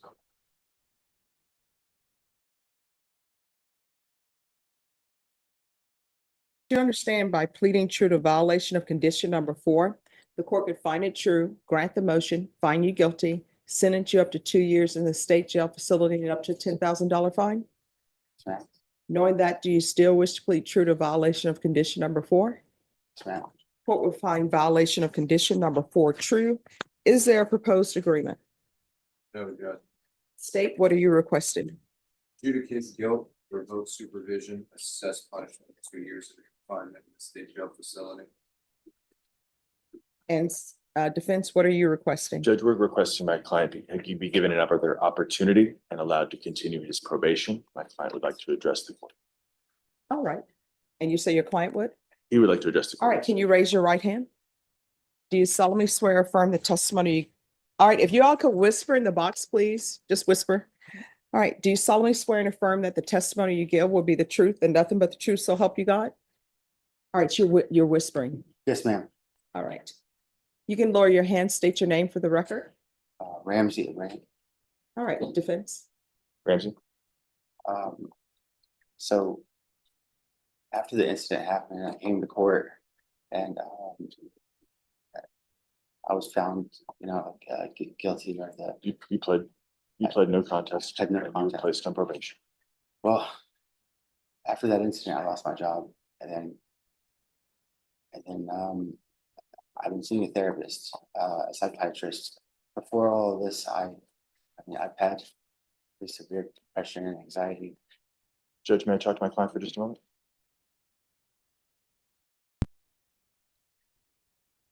There's no justifying the attitude that I had through the things that I All said. right, so what happened? I lashed out by How? by just not. I used a lot of. I was cursing, but not the officer at the situation. I was just Any venting. objections to the court review of the court summary? If my client could be allowed to apologize for the court reviews, the court summary. No, I want to review the court summary because then I can have I know. more information about what's going on because he's not telling me everything. I wrote an email one night. I wrote an email. No. Any objections to the court review and the court summary? There you are. No. I approached Judge, and you Yes. don't already have a copy. It's sent by email, and what I will tell attorneys, I receive emails from Officer Abrams, TAP evaluations, the PSIs, but I don't read them or open them until I ask both parties if they have any objections to my reviewing it, because I know it's hearsay. So since defense counsel doesn't have any objections, I am going to open the court summary and let me read it, and then I'll let you continue.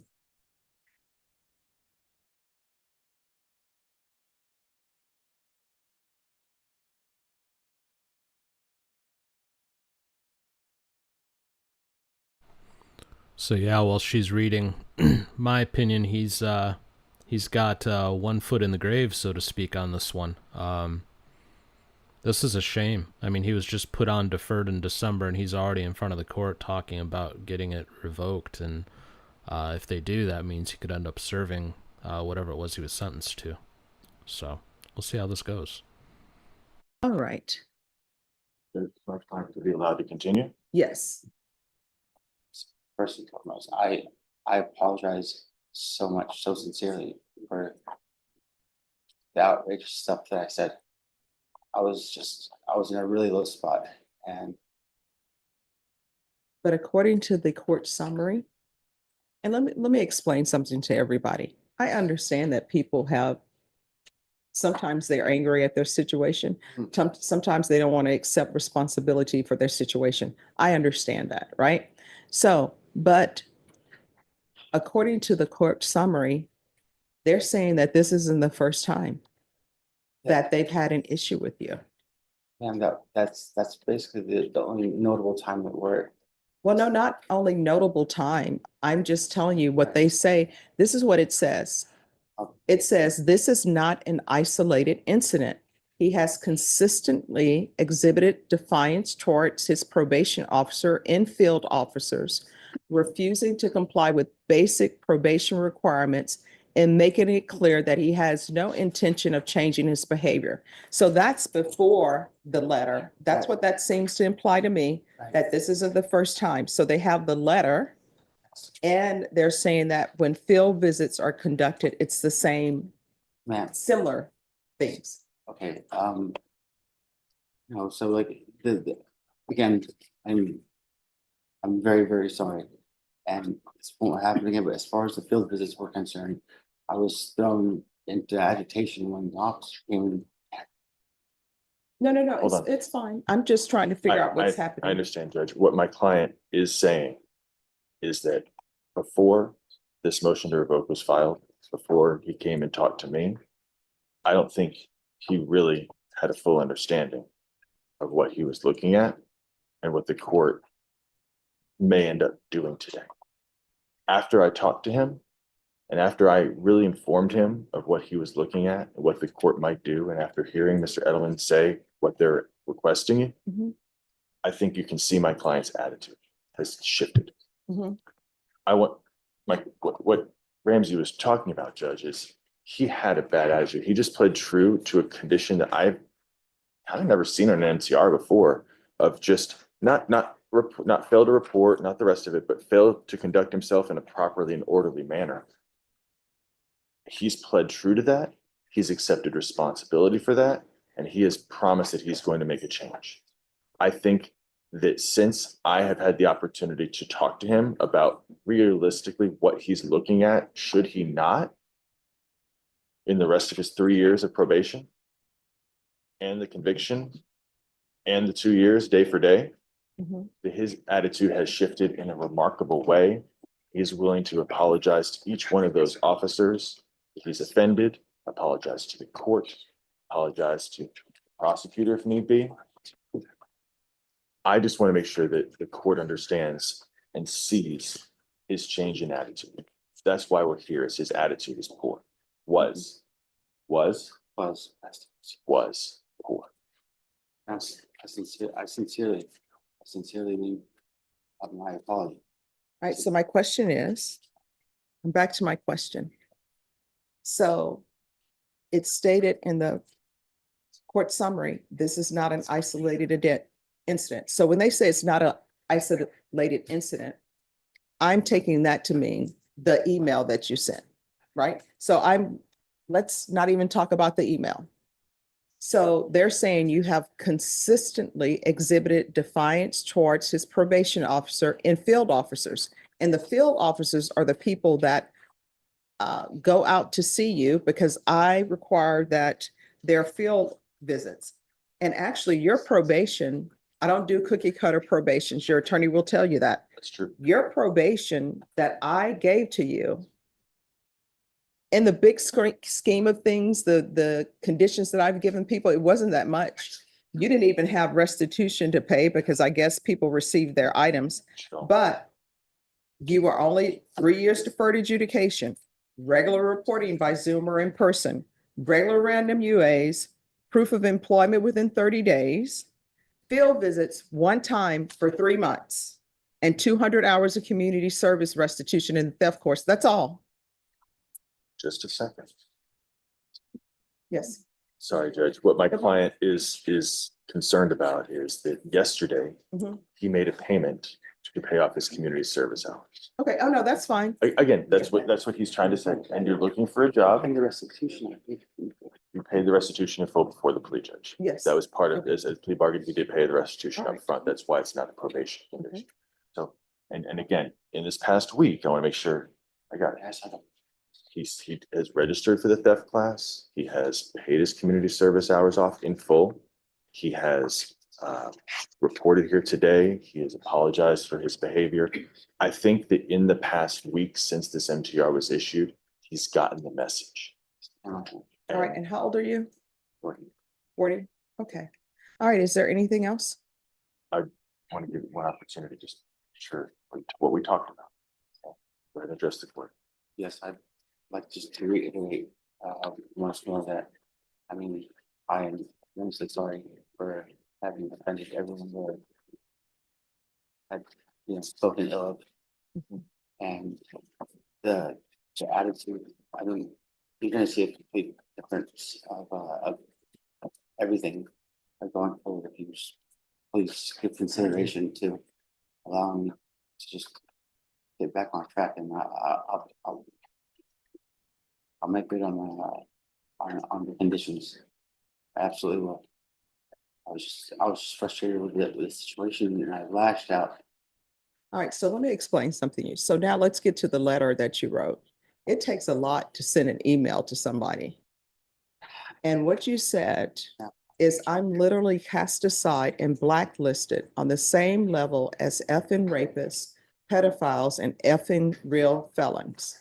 You're in felony court. Sometimes people think that, oh, I'm not like other people who are charged with crime. And then you say, I hope a prison convict breaks out, rampage rapes all the aforementioned, and give them AIDS. It takes a lot of anger to write that and to send it. So after I got this recent denial from the perspective And that was sent on March 26, 2025. There's no justifying that level of right. I mean, I'm embarrassed to even having to hear it. And it was at my lowest point. And there's no BS. I was angry. Oh, State, you may continue, you're excused, you may continue to confer. Yes, but I mean, I'm telling you, that was at a point of just ultimate love. And excuses. There's not an excuse. There's just a sincere regret. Judge, my client would like the opportunity, if he's allowed to continue his probation, to apologize individually to each one of those people. If you would like to make that a condition, that would be great. I know it's usually outside of what we do, but it wouldn't be unusual for you to allow him to apologize. And I do apologize to you. All right, I understand, and I understand that people are angry sometime. All right, Judge, we would ask also, as an additional condition, if we could add a cognitive behavior course or an MRT course to those that may assist him. I just started seeing a therapist and talking to a psychiatrist. I think that I think the court can see that he clearly has reading and hearing what he wrote. I think that the court can see his sincere level of apology and wanting another chance. all right, in probation, what are you recommending? Judge, the court summary indicates revocation. Mr. Abraham has only been on probation since December, and although He did sign his letter, yours truly. I think there should have been another thing other than yours truly, maybe with regards or something. agreed, Judge. The court summary says revocation. I would say that he could benefit from some courses like the cognitive behavior course and more recognition therapy. There has been, I know the court reviewed the court summary, and you can see that there was some positive urinalysis that were waived by the state. However, he did produce a copy of his prescriptions. No prescription for alcohol, so that is something that we would have to really hone in on. But as far as the other positives for actual substances, I do have prescriptions for those. And he did provide the receipt for his community service hours. The community service hours were paid to Feeding America, so I would ask the court for taking that into consideration. Other than that, Judge, that's all I have.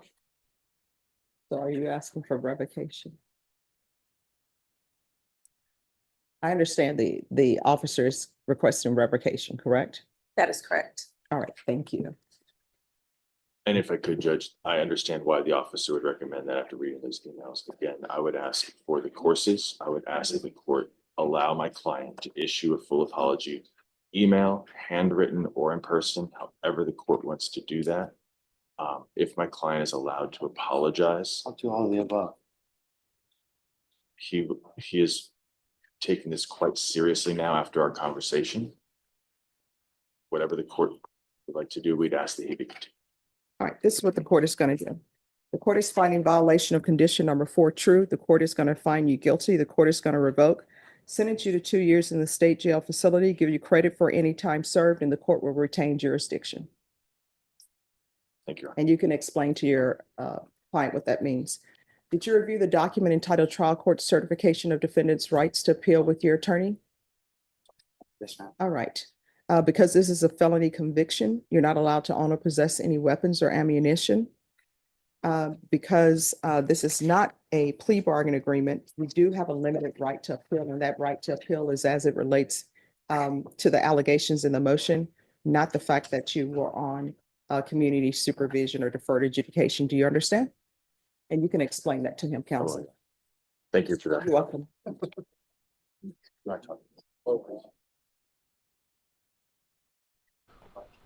Well, that went south for him in a big hurry, didn't it? He had a fairly short period of deferred adjudication where he could have gotten this just wiped from his record, and if he completed it successfully. Now instead he's gonna go to prison for 2 years. So that's not a very good morning for him, is it?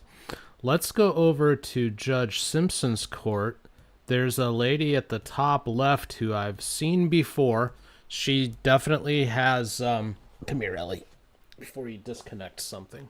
She definitely has some kind of mental health issues. There's no question about that. But I rewound this a little bit, but not quite all the way, because right before I cut in, she makes some kind of lewd sexual gestures to another gentleman who's on Zoom. So we're going to skip that part. We try to stay somewhat family friendly here, but let's go to Judge Simpson. All right, so I just get really hyper because I have autism, and get really hyper when you see people I know. okay. All right. It makes So me here's feel what good. I do. Don't answer. Yeah, I said yes.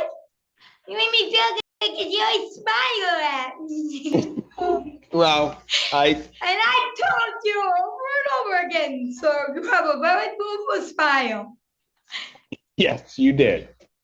Okay, so here's what we're gonna do, Miss Slab. Yeah. There's an agreement in your case that you're going to plead no contest to a disorderly person. That will be in the case ending in 727. Upon your successful no contest plea to that charge, count 1 in that case would be dismissed, and all of the other 4 cases would be dismissed. I don't understand what you mean. Ms. Slip, Yeah. do you recall meeting with Ms. Cannon earlier this week?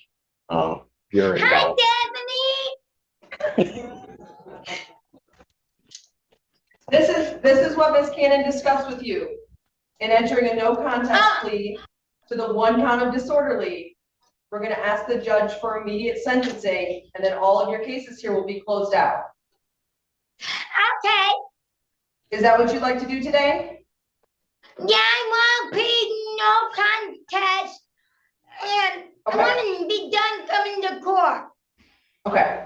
All right, Ms. Slip, the court and or myself are gonna ask you some questions. Okay, if I can remember. We'll ask you them, and just most of them are yes or no answers, okay? Okay. Okay. So first thing I need you to do, Ms. Slip, is I need you to raise your right hand. This one? Nope, That other one's one. right. There you go. And do you solemnly swear or affirm that the testimony that you'll give will be the truth, the whole truth, and nothing but the truth, so help you God? I do. All right, state your name again. Tamika Joy Ship. Okay. It's the court's understanding that you're going to plead no contest to the charge of disorderly person. That's a misdemeanor punishable. Okay, that's a misdemeanor punishable by up to 90 days and a $500 fine plus court cost. Do you understand that? Yes, sir. Okay. Do you understand what a no contest plea is? I think Stephanie told me I'm not pleading innocent, but I'm not pleading guilty either. That's true. What you're doing is you're not contesting the fact that you may be guilty of disorderly person. Okay. Okay. I'm sorry. What I will do is I will read over the police report, and I'll accept those facts as true to determine whether or not you committed that offense, okay? Okay. Okay, the other thing that you need to understand is that for purposes of sentencing, the court would be treating you the same as though you had pled guilty. Okay, that's fine. Okay, okay. I'm sorry. So- No, that's good. So understanding all of that, how do you plead to that charge? Yes, I plead no contest. Now, you understand that by pleading no contest, you're not going to have any trial at all. You understand that? Yes, sir. All right. You also understand that because of that, you're giving up certain rights. You're giving up your Yeah, right to call know. wit. My Pardon? Manda rights. My Manda rights, right? My Manda rights? Your Miranda rights? No, Miss. Yeah, that was Your giving trial up. rights. No, you're giving up your trial rights. I'm going to tell you what those are, okay? Okay. All right. So you're giving up your right to call witnesses or have this court force the witnesses to appear at court to testify against you. You understand that? Yes, sir. You're also giving up your right to see, hear, and question all witnesses against you at trial. You understand that? Yes, sir. All right. You also understand that you're giving up your right to be a witness for yourself or to remain silent and not have that silence used against you.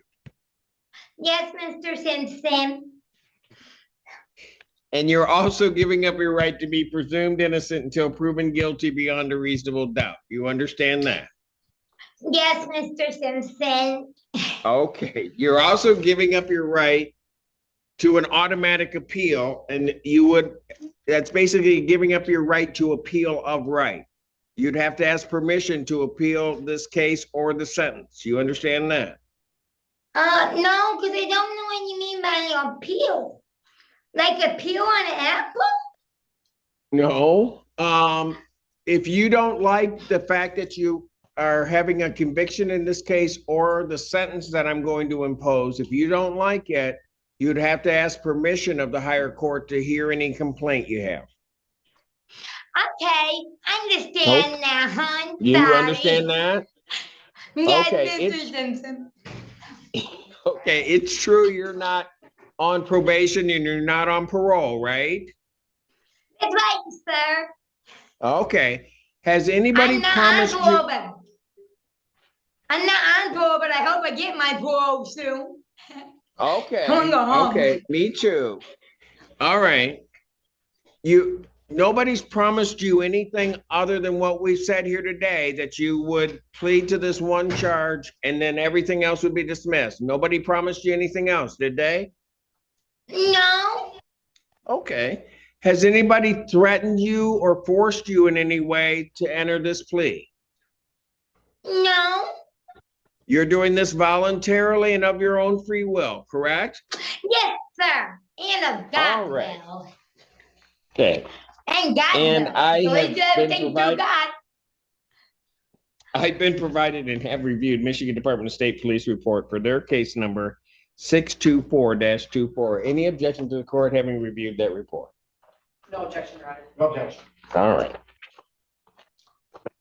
Based upon a review of that report, the court does find that there's a sufficient factual basis in which the court could determine the defendant's guilt of this offense. Counsel, have I complied with the court rule? Would it be proper to accept this defendant's plea?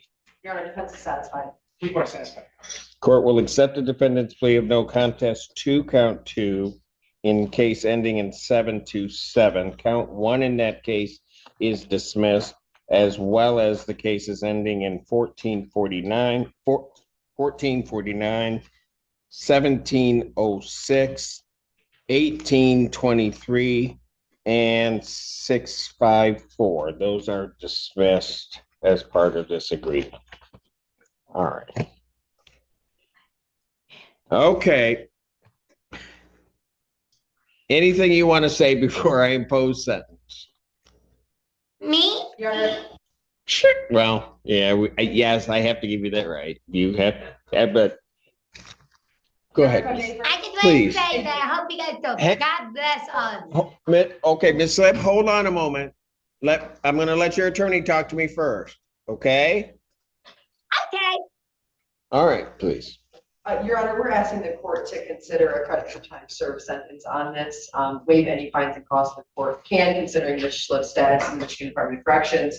Your Honor, she has been in custody for roughly the last 7 years on an 18-month sentence out of Jackson County. So we're asking, based on those circumstances, the courts impose a time served sentence. Once he smiles out. Thank you. Ms. Slip? Anything you want to tell me before I impose sentence? I just want to say God bless you, Mr. Simpson.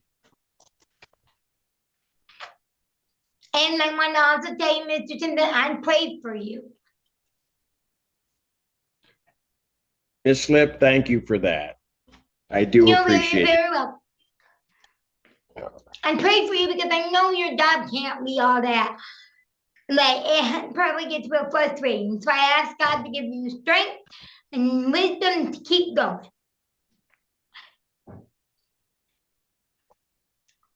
Ms. Slip, it's a sentence of the court. Fines and cost of $125, sentenced to 90 days incarceration, credit for 90 days served.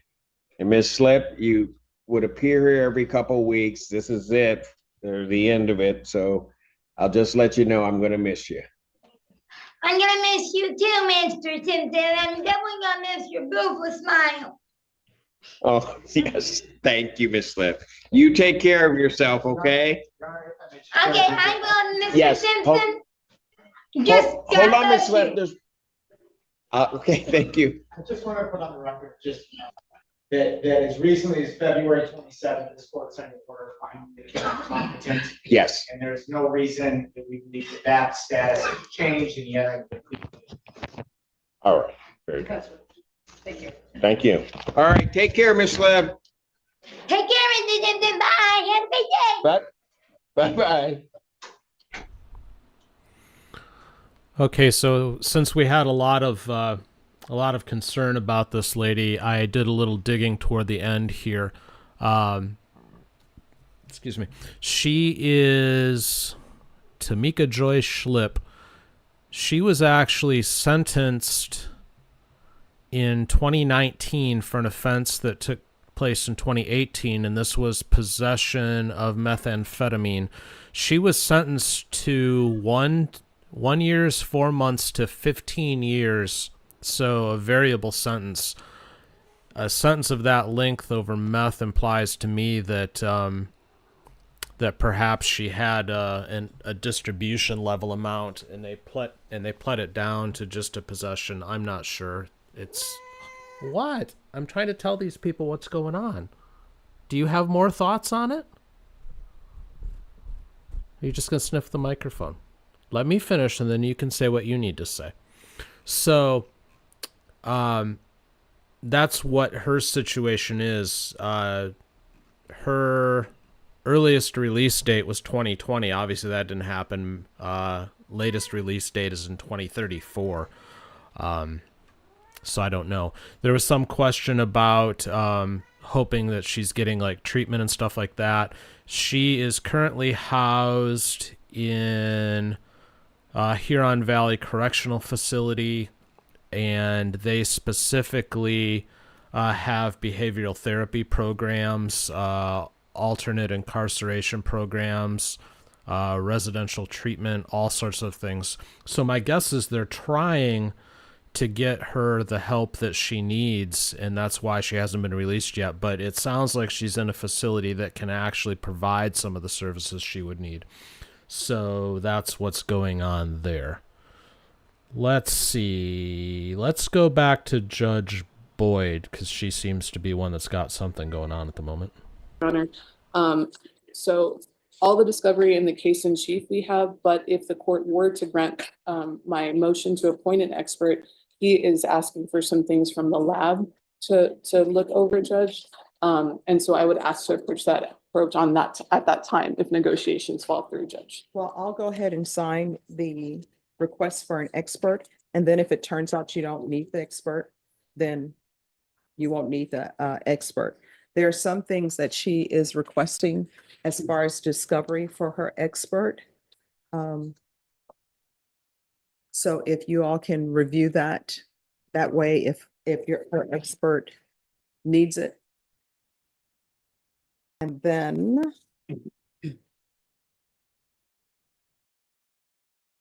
Your Honor, I do have this fee schedule. I'm not sure how much funds the court is willing to Give upfront, Your Honor, if you just. give What are me you one. requesting up front?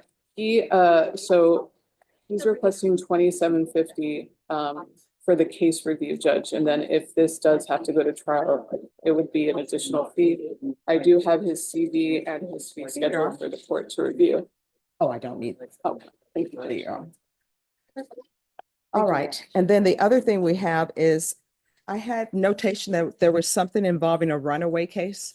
Yes, Your Honor, upon further going into the discovery, Judge, we do have a report, and I think that's all that we need at this time as far as that case, Judge. All right, then what I can do is I can recall you, 2 weeks deadline is the week of April 21st. That works for the bench, Judge. Y'all want to come back on April 24th? Yes, Judge, that's. All right, so it will be recalled back for April 24th. Is there anything else? No, Your Honor. Any questions from you, sir? Just want another chance at life, that's all. Okay, all right, thank you so much. Thank you, Judge. That's my approach. All right, thank you. Could I approach, Judge? Just give me a moment. I understand you're ready. Just give me a second. They've amended everything, so. I don't think anything's been done. Yes. Oh, okay, but she was just asking, because she was here for the public. All right. I just have a small thing to say, Judge. All right, just give me a moment. I need to put this in the system.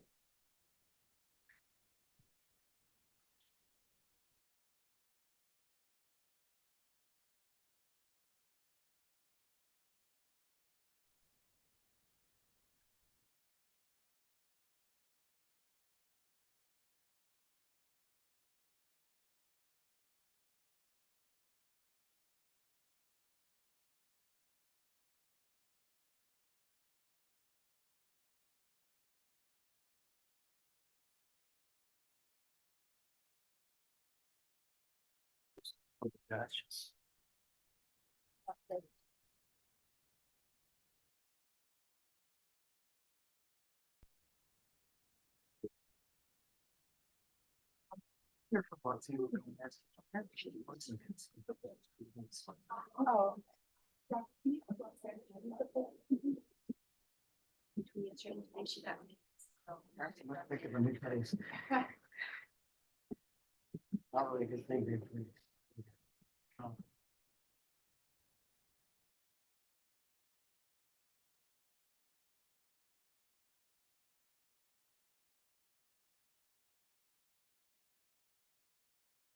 Yes. Yes. Judge, I'm not sure what's going on. Oh, the judgment was incorrect. So it's a third-degree felony. It's not a state jail felony. It was listed incorrectly on the judgment. So they've corrected the judgment, and we cannot proceed unless the judgment is correct.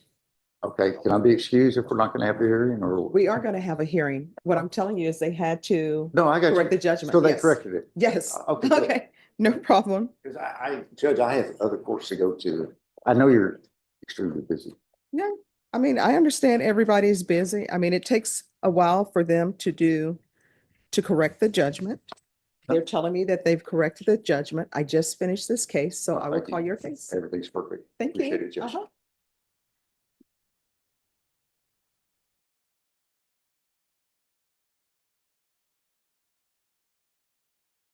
All right, court is calling 2024 CR 6075 State versus Nita Taylor.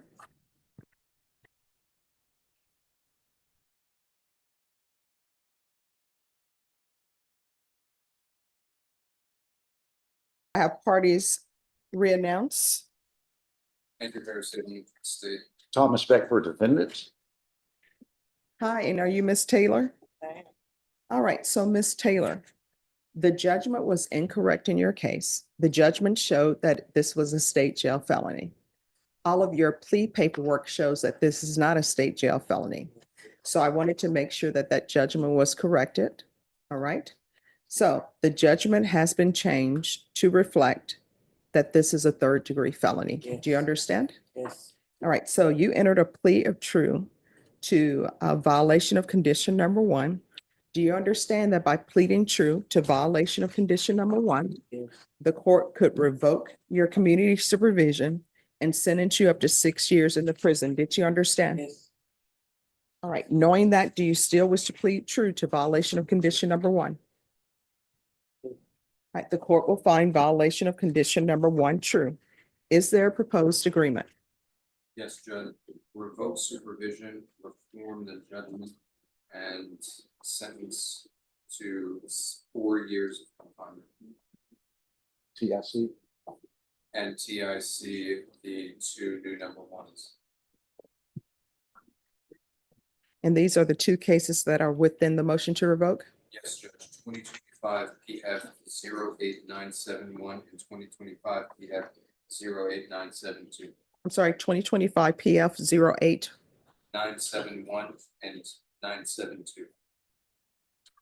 All right. Are you asking the court to follow that agreement? Yes. Are you waiving your right to appeal? All right, the court is going to grant the motion. The court is going to revoke, sentence you to 4 years in the prison, taking consideration 2025 PF 08971 and 2025 PF 08972. Give you credit for any time served. Did you review the document entitled Trial Court Certification of Defendant's Rights to Appeal? Did you understand it? And did you sign it? Because this is a plea bargain agreement, because I followed your plea bargain agreement, and because you waived your right to appeal, you do not have the court's permission to appeal. Do you understand?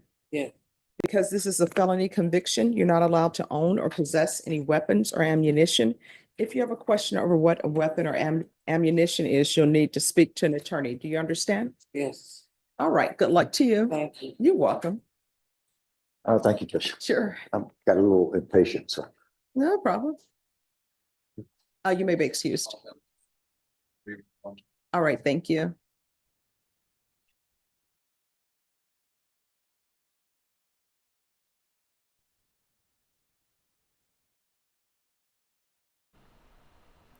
Let's head back over to Judge Simpson for a little while. Judge Fleischer, by the way, has been offline for almost an hour now. He just cut it abruptly and hasn't come back, so no idea what's going on with him today. Claire's Brooks. Okay, now we got you. Okay. Thank you, Your Honor. Thank you for your patience. My understanding, I believe, and I'm sorry, I'll let. Joseph Pagoma. All right. Okay, what are we doing? I don't believe there's an offer for resolution at this time. Okay, I just want to verify. So I do believe discovery is complete in this matter, so we would request a examination.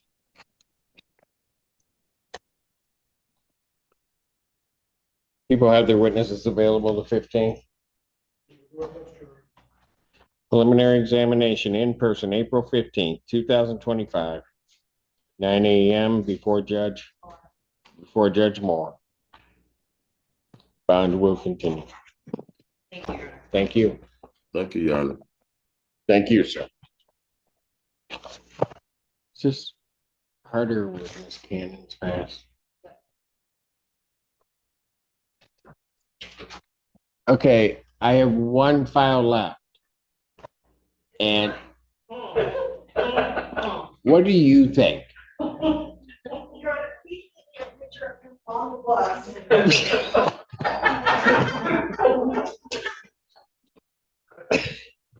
Just what happened, just drove past St. Joe. Where? St. Joseph. Hospital. Really? Well, Yeah, no, never mind. I don't even know why you had no cases today. Why were you talking? All right. So Yes, Ron. so he's driving past St. Joe's. Yes, on the bus, yes. The bus just drove past St. Joe's prior to you, when we had the lecture. Not really. Prior, Okay, so here's what I'll do. yes. You'll get here, presumably. I will continue passing the matter at the end of this block, so I will call it up in the next block. Thank you, Ron. Thank you. Don't ever say I haven't done anything nice for you. Never said that once. Yes, you did. Yeah, no, I remember that. Yeah, I remember the name. All right. Court is stand in recess. All rise.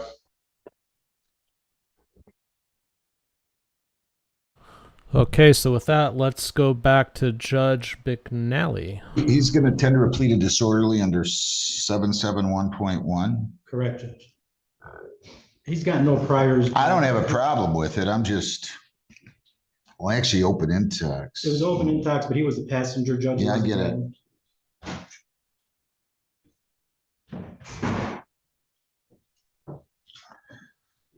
I'm just trying to think if you can come up with something else. Usually I just fine them on these open intox. I mean, I guess I can do it. So you're going to plead, you didn't sign an advice or rights form. He does have one already, Judge. Yes, there should be one. Can you give me that, please? You'll have your copy.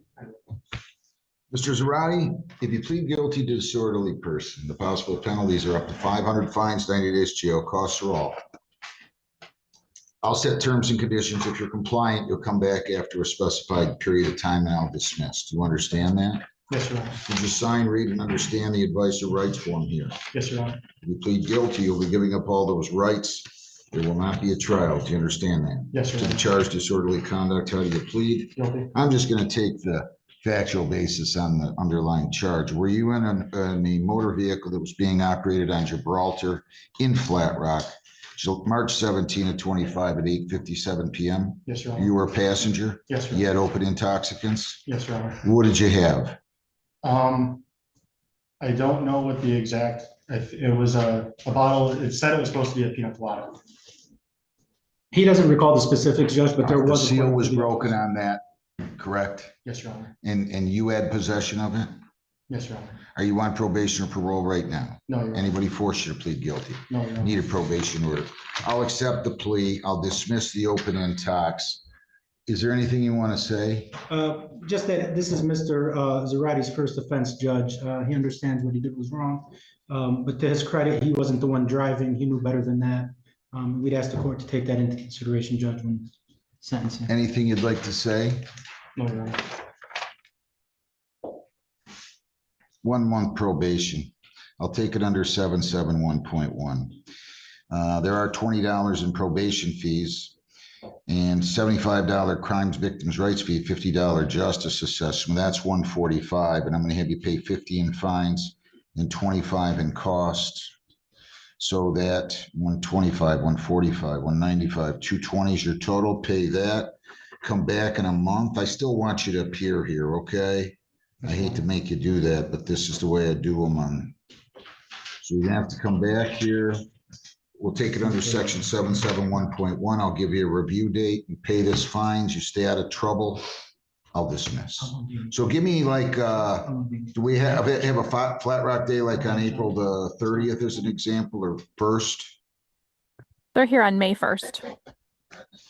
May 1st, at what time you want to do this? 9 8:30? o'clock. 9 o'clock. Judge, Mr. Zarate will require, he's unemployed at the moment. He's gonna need a payment plan. Listen, you're gonna have to find some money. I don't want to play with this case any longer. So take an open intox under that, okay? Why aren't you working? Graduate? Graduated high school. I've been out of a job for a couple of months. I've been applying. You're 24, gonna be 24? I've been applying for a lot of jobs. No one's been responding.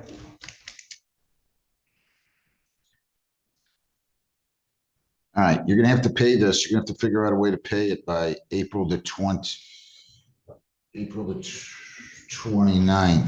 If you don't have the money, you come in here and talk to me. I'll have to extend probation, charge more fees. Okay, so just make sure you pay that money by the 29th. If you don't have the money, come talk to me, okay? Yes, Your Honor. You understand? Yes. All right. You'll go down the hall, get your notice, and then I don't even think you'll need to meet with probation. Good luck. Thank you very much. Just go down to. Brandon Robinson, Brandon Lee Robinson, 24R 244054. Mr. Robinson, your name?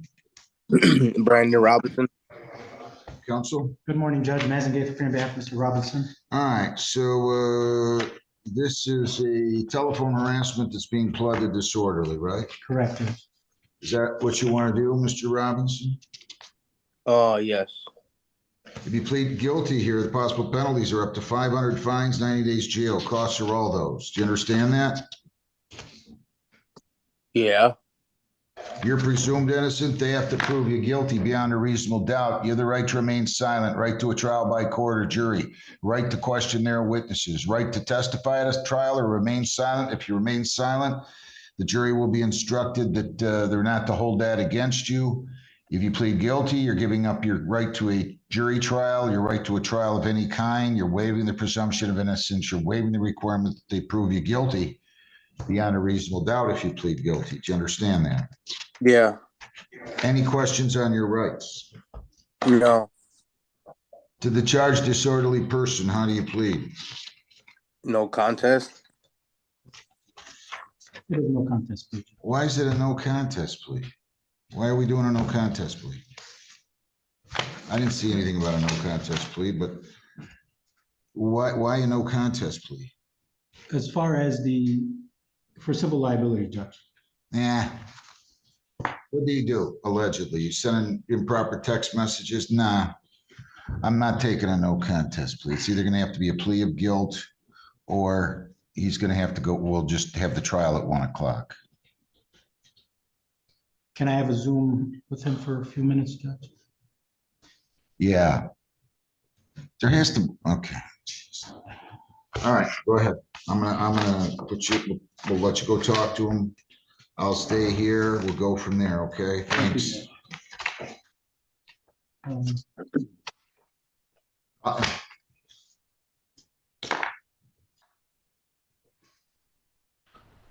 Okay, well, McNally walks off in mild disgust, as is often his way. Let's switch gears. Let's go to the great state of Louisiana, their Board of Pardons and Parole, where they're reviewing pardons and paroles. So let's see what's going on there.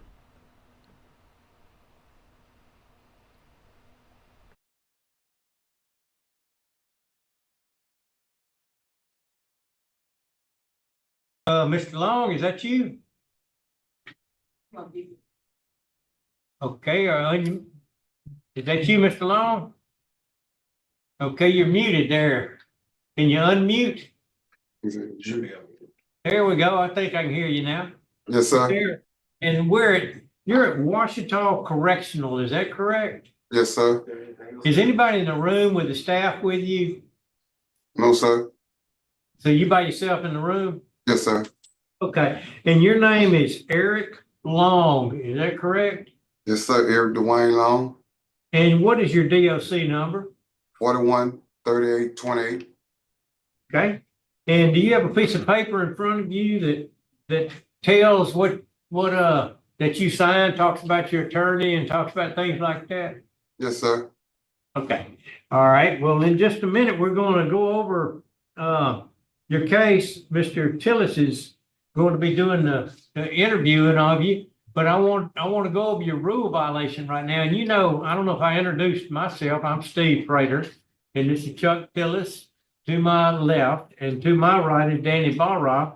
And you're here for a revocation hearing. That means that you signed this deal, that you agreed to certain rules, and we're saying that you might not have abided by them. And rule number 4 is the one that says that you'll stay away from any kind of criminal activity. And that's what you're accused of, violating that rule because you were arrested. That's rule number 4. And so Mr. Tillis is going to ask you about that, and then we're going to take a vote and decide if, in fact, you violated that rule or not. So you understand the process? Okay. Okay, Mr. Tillis, why don't you talk to me about that? Okay, good morning, Mr. Long. How are you? I'm doing all right. On 9/15/24, you were arrested for disturbing the peace, resisting of an officer, and criminal mischief by filing a false report, all misdemeanors. The charges of distribution of disturbing the peace and resisting were dismissed, and you were set or Simpson on the crime of mischief for 2/13/25, while out on bond, you were arrested for battery of a dating partner with a child endangerment. On 2/3/25, you pled guilty to the amended charges of criminal trespassing and sentenced for time served. Tell me about that. What happened? My dating partner had woke me up at 4 o'clock in the morning and she needed a ride to work. And I told her that I got laid off my job and I ain't had no gas money at the time. And she just attacked me, scratched me on top of my head. I never hit her. I walked off, and she went to work and she called me and told me that I'm finna be arrested. I didn't never touch her or nothing. You didn't? How long had you been out on parole? I've been out 24. Since 24? Yes, sir. And you know the rules and regulations that you're supposed to abide by? Yes, sir. Okay.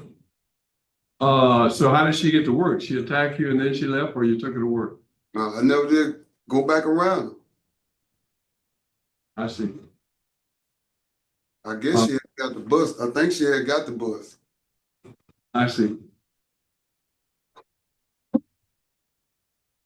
Okay, I have no more questions. Okay, all right. She says that you refused to leave and slapped her. Elaborate about that. Why would you refuse to leave if it was her house? When she told me to leave, I left. She grabbed me and scratched me on top of my head. I still got the marks. I never touched her. I walked off. I never had one of these charges a day in my life. And I got 6 sisters. I see how guys go about with my sisters. I don't hit female. And she also held 2, 3 more guys here on the same charge. And you never followed her into the bedroom? No, sir. I never hit her with a closed fist? No, sir. I left her resident.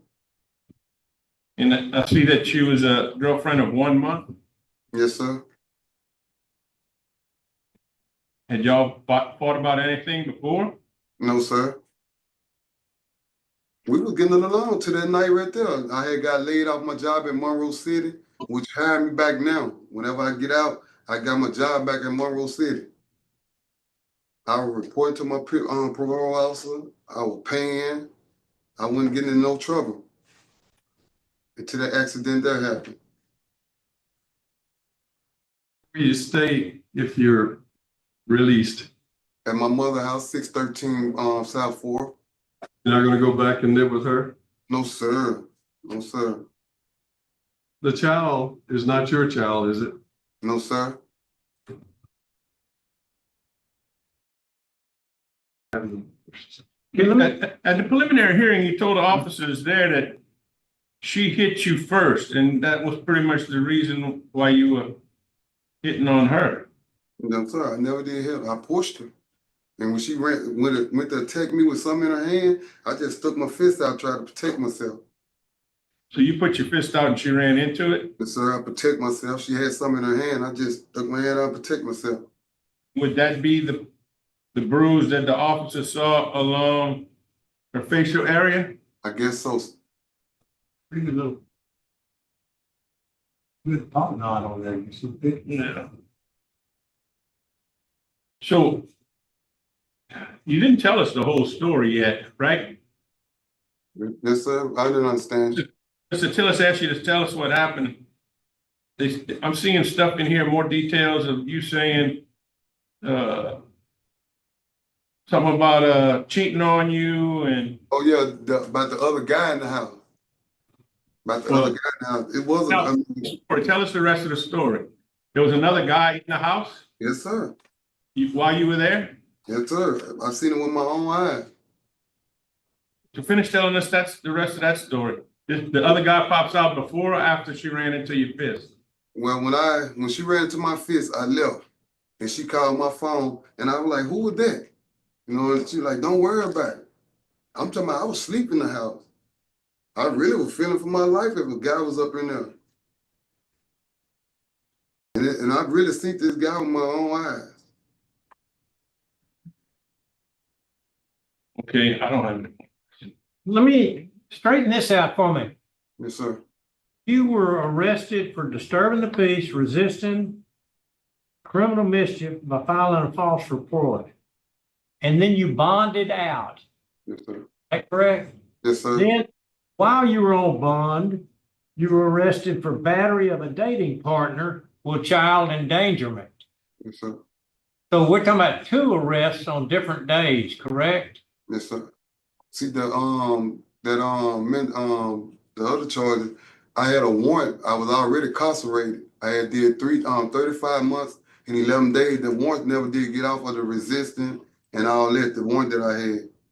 And the criminal mischief, a female had stole my wallet. They called the law and I complained about it because I had to pay my insurance to my vehicle. Okay, so, but you were out on bond when you got rearrested for the battery, correct? Yes, sir. Did your parole officer talk to you about that bond, about that charge, the original charge? He told me that when I bonded out, I had let him know. I had went talk to him, and he was like, it wasn't no serious charge for him to put a hold on me or nothing. And he just told me to fight this here to a lesser charge, which I fought to a lesser charge. Mr. Long. Yes, sir. A lot of times when we ask you to tell us what happened, we really expect you to tell us what you've been telling us, what we've been pulling out of you. And it really makes it bad. You know, you're violating the rules that have been set before you. And then if we got to pull all this out, I kind of feel like sometimes, and I've read it seems like you're hiding something. We're not telling. I'm telling you the honest God truth, son. But I mean, we're pulling it out of you. You know, we asked you to tell us what's happening to you. It's just like tomorrow I asked about the other incident.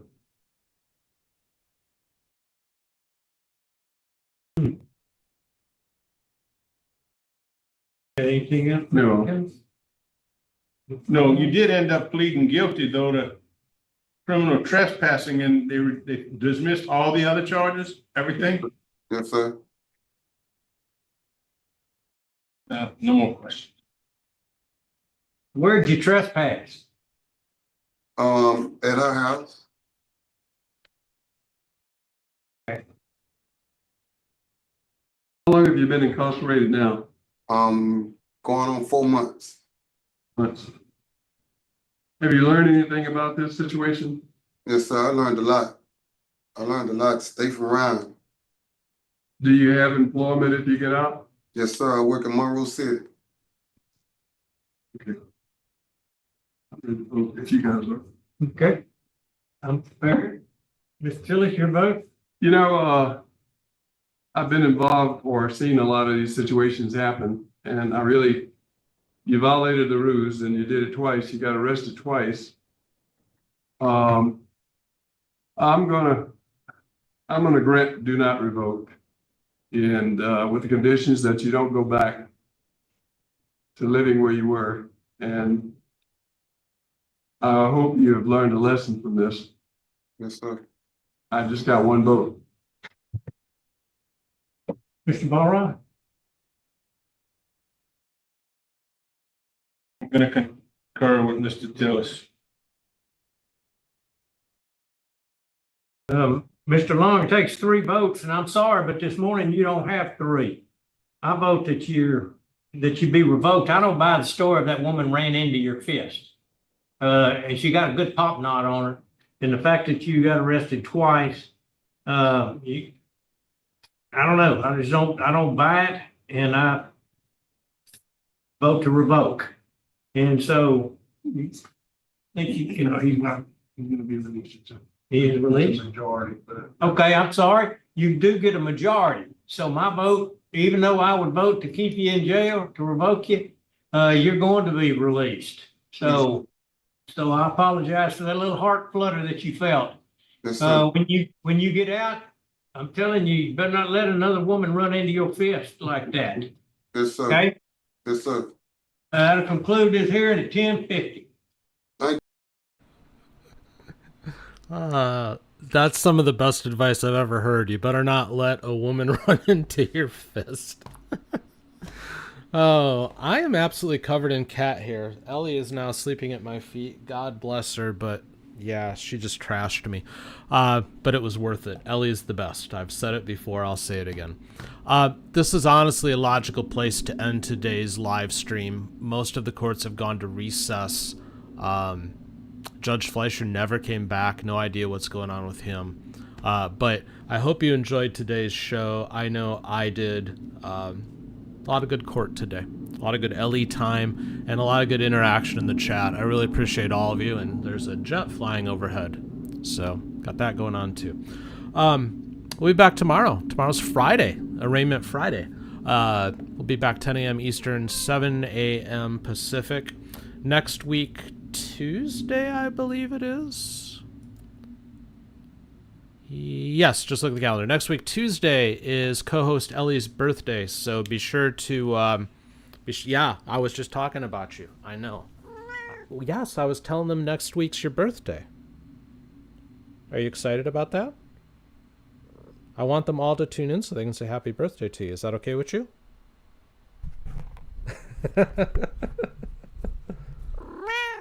It's okay with her. All right, folks, I am going to leave it there for today. Thank you so much. Again, I appreciate all of you. Take care. God bless.